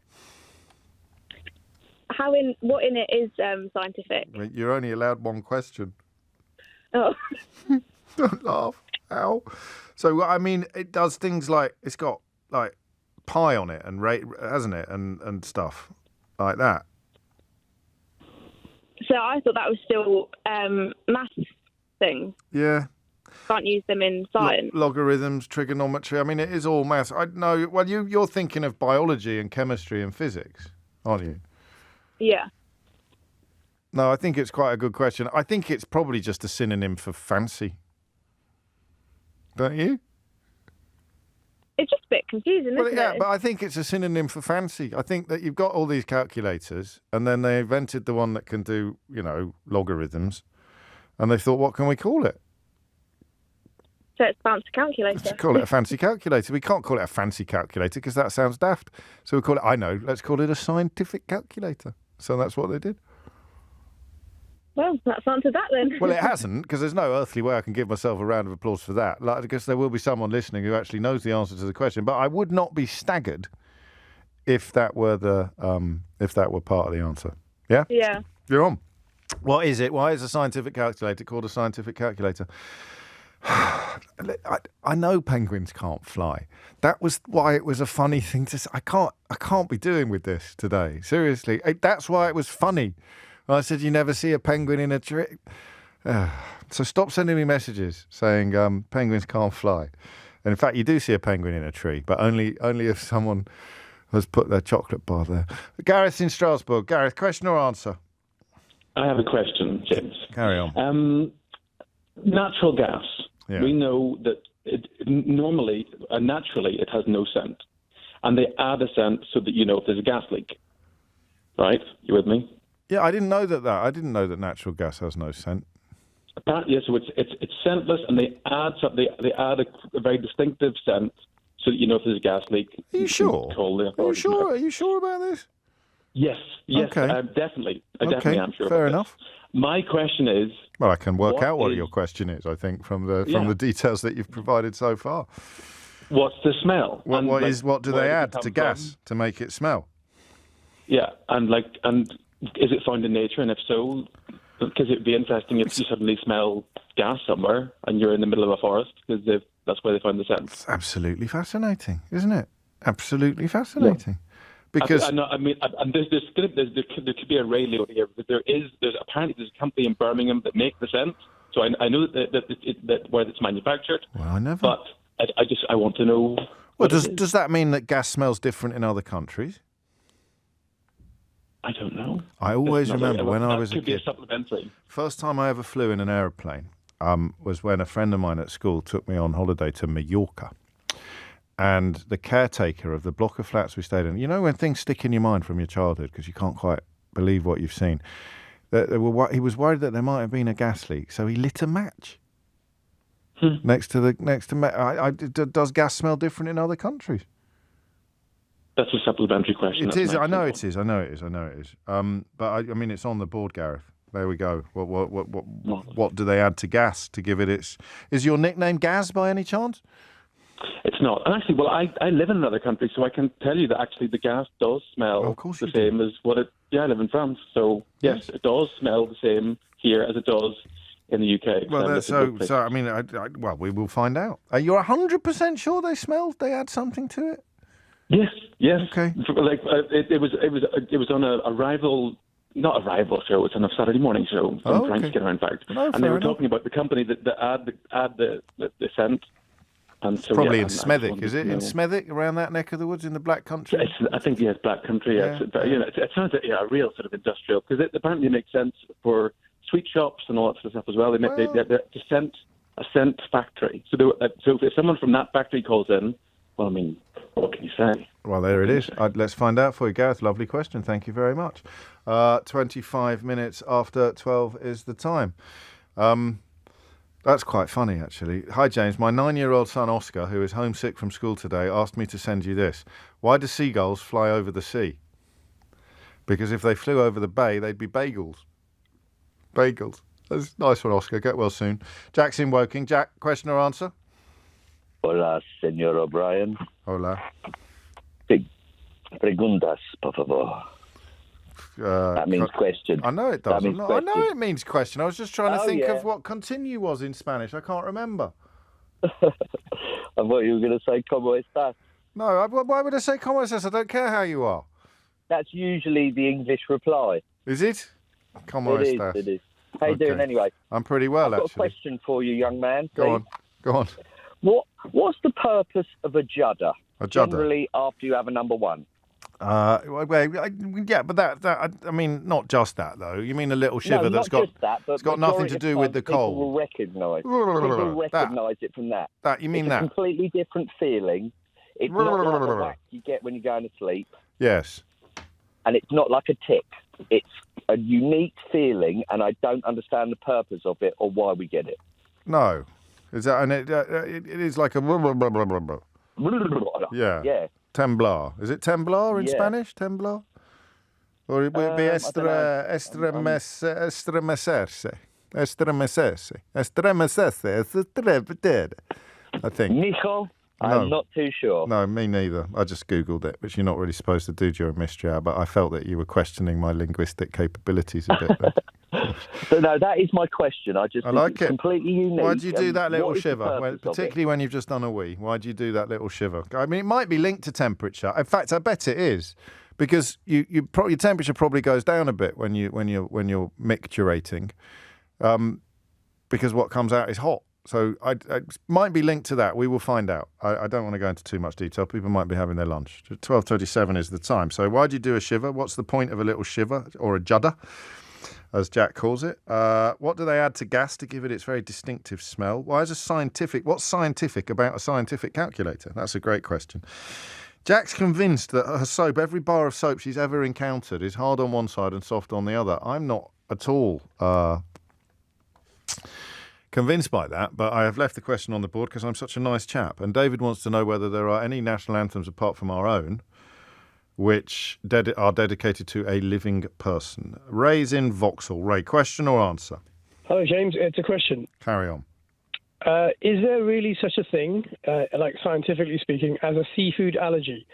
Because I have friends and colleagues that swear they have a seafood allergy and they can't eat fish, they can't eat prawns, they can't eat mussels. Well, and you just don't believe them. You just don't believe them. Well, I've not tested this out, but from my understanding, all those things I just mentioned are different species completely. They're not related to each other. The only relation is they all live in the sea, hence seafood allergy. But you wouldn't say that somebody's got a land food allergy and then say that they can't eat anything that lives on the land. Well, that would be nonsense. So what I'm trying to establish is there genuinely a thing as a seafood allergy? Or you mean everything that lives in the sea? So you could have you'd buy a shellfish allergy, would you? Well, yeah, specific shellfish allergy. Yes, But if you're allergic to a cockle, how can you be allergic to a cod? Is what you're asking, really? Well, yeah, or a dolphin. Well, no one eats dolphins, mate. This has taken a bit of a dark turn. No, what a dolphin is a mammal, is what I'm trying to say. Right. And then you've got a fish, and then you've got a shellfish, a mollusk, is a crustacean, I believe. Crustacean and Then you've got a lobster, which I don't know what that comes under. But, no, all right then. You're on. Actually, can you really be allergic to everything that lives in the sea? A seafood allergy, yes. Seafood allergy. Described as, yeah. Are your colleagues quite untrustworthy generally, or is it just on this particular issue that you think they're mistaken or lying to you? Well, like I said, when we've gone to a restaurant, they've just decided they're just going to ignore anything that's sort of seafood related and go straight to the meat section. It might be a better safe than sorry approach, mightn't it? And if you've caught a fish, you might have it in the same box as a prawn, and you're so allergic to prawns that even if you've got a little bit of prawn residue on a fish, it's going to activate your allergies. So you're saying it might be psychosomatic? That's what I was saying. Not psycho. I'm saying better safe than sorry. That's very different from psychosomatic. Right. Okay. But I'll it's give on the the benefit board. of the doubt. But I'd like to know if that is genuinely a medically prescribed thing. Yeah. All right. You're on. So is there such a thing as a seafood allergy? As in, you're allergic to everything that lives in the sea, all food that derived from the sea. James O'Brien on LBC. James O'Brien on LBC. 12:34 is the time. Graham's been in touch to say, I think people who say they're allergic to seafood are just shellfish. Ash is in Northampton. Ash, question or answer? Answer, please, James. Carry on. Yeah, additives to LPG. Oh, yeah. Yeah, mercaptan is the substance we use. Mercaptan. Mercaptan. Yeah, please don't ask me to spell it. I won't. And they just add that to gas. It's a gas. Yeah, so it's a sulfur compound. Rotten eggs. So does gas eggs. smell a bit like rotten eggs? Does gas smell a bit like rotten eggs? Low concentration, yes. Gosh, qualifications? It's the same additive we use in the Merchant Navy to make LPG safe for carriage. And you, of course, teach captains. Yes. To sail boats, ships. Merchant Navy ships. You teach captains then? Yes. Captains. Merchants. That doesn't work. That doesn't work at all. And there it is. And so it's created. They manufacture it and then they add it to natural gas that's going to be used for fuel and things like that. And the same on a ship, so that you know if there's a leak. Yeah, if memory serves, it comes from coal. It's a sulfur derivative from coal. Sounds very likely. I like that a lot. Round of applause for Ash. Thank you. Thank you. What a great question, that, and a really good answer. Well done, Gareth, for asking it, and well done, Ash, for answering it. 12:36 is the time. Emma's in Salisbury. Emma, question or answer? Hi, it's not. It's Peter, actually. I was driving, but I pulled over because it was my question. So Emma rang in to ask it from the passenger seat, and then you got the hump when she got through. So you've literally just taxed her and taken the phone off her so that you get to appear on the radio. Well, I've been thinking of this for so long. I thought There's a lot to unpack here, mate. So you just thought Emma was going to be stuck there just hanging on the telephone, not getting through. And as soon as she got... But I mean, this is a bit cheeky, really. Well, my biggest worry is that she wouldn't convey the question as I would have wanted to convey it. Stop. When you're in a hole, stop digging, Peter. Honestly. I know. Can I speak to Emma quickly, please? 2 seconds. Thank you. Hello. Emma, are you all right? I'm all good. I can't believe we're on the show. Are you sure you're okay? Are you sure you're okay? You're not being held against your will in any way? No, I'm not being held against my will. Have I said it right? Yeah. Fair enough. No, I'm not being held against it is Peter's question. It is indeed. We had to have a little fight over whose question was going to be on, but Pete won. He did win, so okay, that's fine. You can give the phone back to Pete. Thank you, Emma. Okay. All right. Carry on. Go on then, Peter.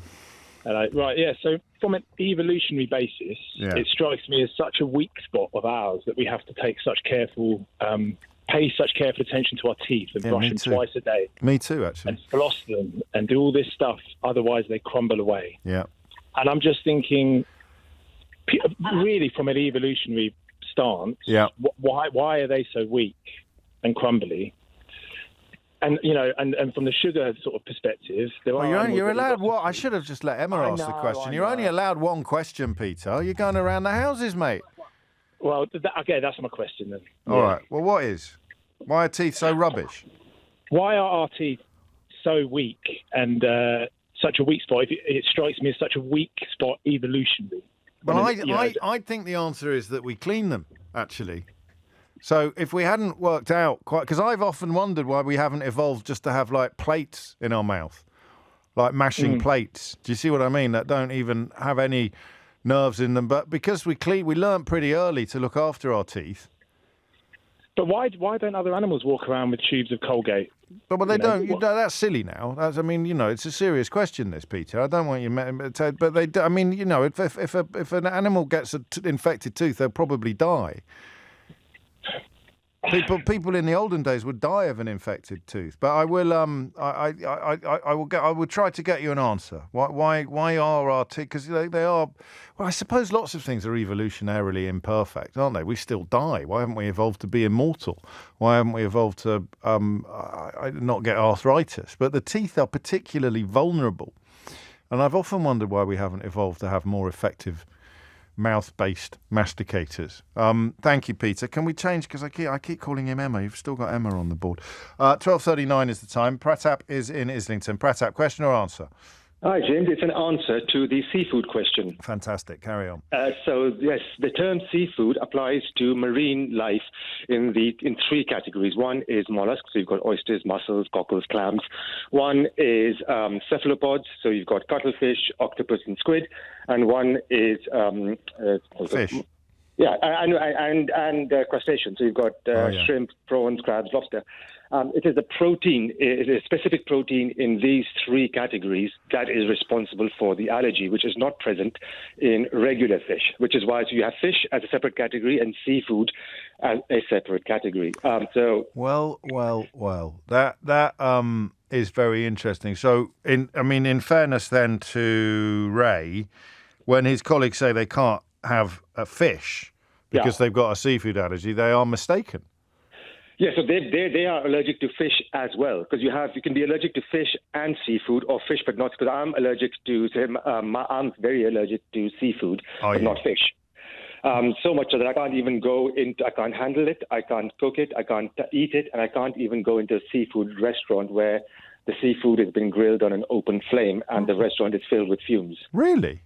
However, if it's dried, pickled, or fermented, this process denatures the protein, and at least for me, I can then have dried shrimp, pickled shrimp, shrimp sauce, crab sauce, things like that.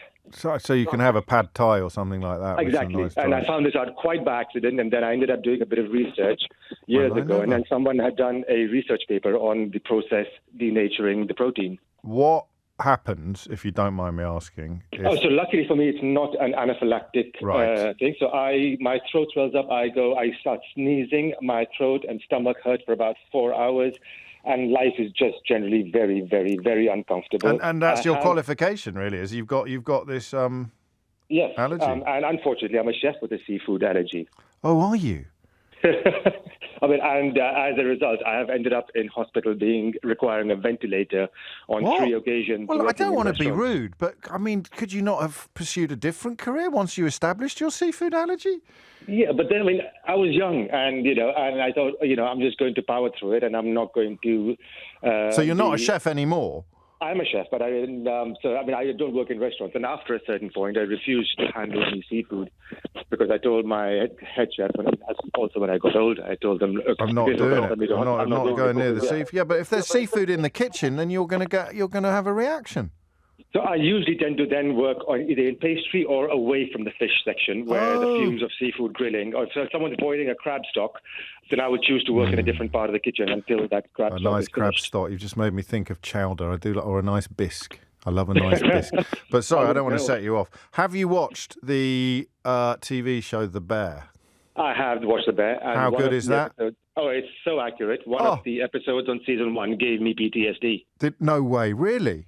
Because I had, on season 1, the penultimate episode, I had a service exactly like that. I literally watched that last night. I watched the last 2 episodes of season 1 last night. Oh, yeah. So, the pastry chef throws something at him and walks out. That happened to me on the same night where it was a ridiculously busy service and we just crashed. And you found it triggering, genuinely triggering. Yeah. You poor man. Well, at least I can give you a round of applause Oh, thank you. Thank you. I haven't watched season 2 yet. I'm looking forward to it. Is it as good as season? It's as good as season 1. Wowee. Wowee. Well, happy days. We covered a lot of ground there, Pratap. Thanks largely to you. So thank you very much indeed. 12:43 is the time. Natalie's in Farnborough. Natalie, question or answer? Question, James. Carry First time speaking to you. You're very well. You're very lucky, I nearly said. I mean, you're very welcome. Carry on. Yeah, you're very lucky. Yeah, you're not wrong. Carry on. So, 60% of women, no, all women go through menopause if they live long enough to reach it. They do. 60% of those will suffer symptoms. So my question is, does any other animal apart from humans go through menopause and get symptoms? Yes. Oh. All of them or No. just some? Whales. Really? Yep, whales. We've had this before, I think. I don't know how I know it, so it must have come up before. And the answer is whales, but also narwhals. Oh. Narwhals. Whales and narwhals. And why not any others then? That's not relevant to the question. You're only allowed one question, madam, and I have successfully answered it. Qualifications, can't remember. But it's definitely true. Oh, so dogs, cats, no. Yeah, we could be here a while if you're going to list every other living species that's not a whale or a human. but they do. So yes, killer whales. Oh, some whales, lovely. not all whales, but a lot of whales. Okay. Many whales, many whales. Oh. What are you making that noise for? Because it's, they don't get help, No. What, you mean HRT? Yeah. For whales? Don't make me laugh, Natalie. Come on. I'm going to take them. Am I going to make you laugh? No, I'm going to take the round of applause to just drown you out a bit. Go on. Thank you very much. It's 12:45. James O'Brien on LBC. James O'Brien on LBC. 12:48 is the time. You're listening to James O'Brien on LBC, where questions still in need of answers include whether or not... I mean, you can just answer yes to this, but no one can answer no, can they? That's the problem. Are there any other national anthems dedicated to a living figure? In our case, of course, a monarch. A living monarch. Jack's soap question, I don't think is going to work. I'm a bit confused now by that. She thinks all soaps, all bars of soap ever in history have got a hard side and a soft side. And she wants to know why. Scientific calculators, what's scientific about them? What's a shiver? Why do you do a little shiver? Not when you're cold, but like that kind of shiver. Often after having a wee. The teeth question. I think the answer to that actually. Well, am I allowed to do it? Because it occurred to me shortly after. Well, anyway, why are our teeth so rubbish in an evolutionary sense? We've done the seafood question and we've done the menopause question. There's quite a lot to get through. Alan's in Harlow. Alan, question or answer? That's a question, James. Carry on, Alan. Okay, why don't you get red champagne? Well, you kind of do. Well, you get rosé, yes, yes. but that's not really red. No, but there's something called, and I know this, Coteau Champenois. Coteau Champenois, which is a sparkling red wine from the Champagne region. Well, that's paid to that little query. No, it's a good question because I mean it is. I don't know if technically they call that champagne, but they do make a red wine, a fizzy red wine in the Champagne region. And I think the reason that it hasn't happened historically much is the attributes that make a champagne valuable. It's a lightness and a crispness, which you can even get with a rosé, can't you? Like almost a biscuity. Quite a lot of people use the word biscuity. Yeah, but then you can say the same thing about Coca-Cola. I mean, that's got a heavier volume than, like, for example, like a lemonade, for example. You can still manage to make that bubbly. Yes, but that's not a thing I've seen a lot of, to be honest. No, there isn't a lot of it. I'm very partial to a sparkling red, actually. I think that makes two of us. I think it's very refreshing. But the Coca-Cola point doesn't really work because you don't judge the quality of a Coca-Cola by the same attributes that you judge the quality of a lemonade. No, I certainly agree with you there. Yeah. That's for sure. But that is the answer. And qualifications. My old mate got me a subscription to Decanter magazine for my birthday, which I wasn't very impressed by, to be honest with you. But what do you get? What do you get? The man that's got everything, Alan, I suppose. Indeed. That was the challenge he faced, and I actually read it once in Decanter magazine. So there it is. Okay, but that's cleared up one of my little mysteries. I do have another one for you, but we'll save that for another day. Well, there you go. I look forward to it. Another round of applause for me today. That's quite good. I've done a couple. Mo's in Birmingham. Mo, question or answer? Answer. Carry on. The national anthem. Answer is yes. Jordan is one, as I'm sure of because I speak Arabic. What is it in English? What do you mean? What's the anthem? What are the words of it? Oh, God, I can't remember, but I know it's dedicated to the king. Okay, fair enough. Sorry, I'm Egyptian, so I mean, yeah. No, fine. It's fair enough, fair point. I don't know it by heart, but I know it's dedicated to the king. I'm going to trust you. I'm going to take you on trust, Mo. You seem like a stand-up guy. And then there's the Netherlands one is dedicated to a dead king. Is it? So that's because, William something. William of Orange? Something. No, that wouldn't be him, would it? I don't think. Maybe it's King William of Orange, but I know the Netherlands. So, and actually, officially, the UK one is not dedicated to a person. Yeah. You know what I mean? Like, it's dedicated to the monarch, and then we changed it to Queen when we had a Queen. I think it's Queen Victoria, but it's not really dedicated to a living person. It's dedicated to the idea of a monarch. Yeah. And I'm desperate to answer the chivalry one because I'm a doctor and I know that. You Am can't. I allowed to answer? No, absolutely not. Can I change my voice? Someone else pass the phone to my friend. No. We had enough of that already today, and everyone's saying we should have let Emma ask her question because Peter's question was rubbish. Fair enough. Well, so no, next time. Answer the chivalry question. Well, I wish you could answer the chivalry question, but I can't, can I? I can't go around just making up the rules willy-nilly. And again, NHS clap. This guy. Well, I'll give you a round of applause with an extra NHS boost. No, stop it. Leave me alone. No. Is it a Coteau Champenois is not fizzy? Someone's telling me. I'm sure it is. Or maybe it's not. Maybe it's not. But you could anyway. I've had sparkling red wine at least. Sohaib is in Enfield. Sohaib, question or answer? Answer. Carry on. Yeah, but Mo should have answered the doctor one first, so at least I could answer the anthem one. So you've got the anthem answer. Yeah, it's the same answer basically. Saudi Arabia. Okay, what are the words in English? The words are "God save the King" for our flag and the land. That'll do. Yeah. So I mean that's it. Lots of similarities between our anthem here and the Saudi Arabian anthem. Love it. Round of applause. Qualifications? Was on holiday with my parents. Late 80s, young. If you remember, broadcasting time was very short. So, just wait for TV to switch on, and the anthem was played every single day. So we'd listen to the anthem every single day until we could watch the cartoon. Yeah. Perfect. Round of applause. Thank you. It's 12:54. You're listening to... Well, you know all that nonsense. Lewis is in Putney. Lewis, question or answer? Answer, James. Carry on, Lewis. Teeth. Yeah, go on. I think I know. Go on. So it's not an evolutionary factor in humans anymore. So basically, one of my favourite things I read when I was reading it in anthropology is that there was a fossil of an elderly woman, which was about 60 years old, and she'd lost all her teeth at about the age of 40. Right. And they could tell because the bone had healed over on her jaw. Wow. And she'd lived another 20 years. And it's basically because your tribe looks after you under those situations. So if you imagine caveman James and your lovely mother has lost all her teeth, you chew the food for her to keep her alive. Oh, basically, the tribe will look after you. So you could die of an infection, but you could not die of not having any teeth.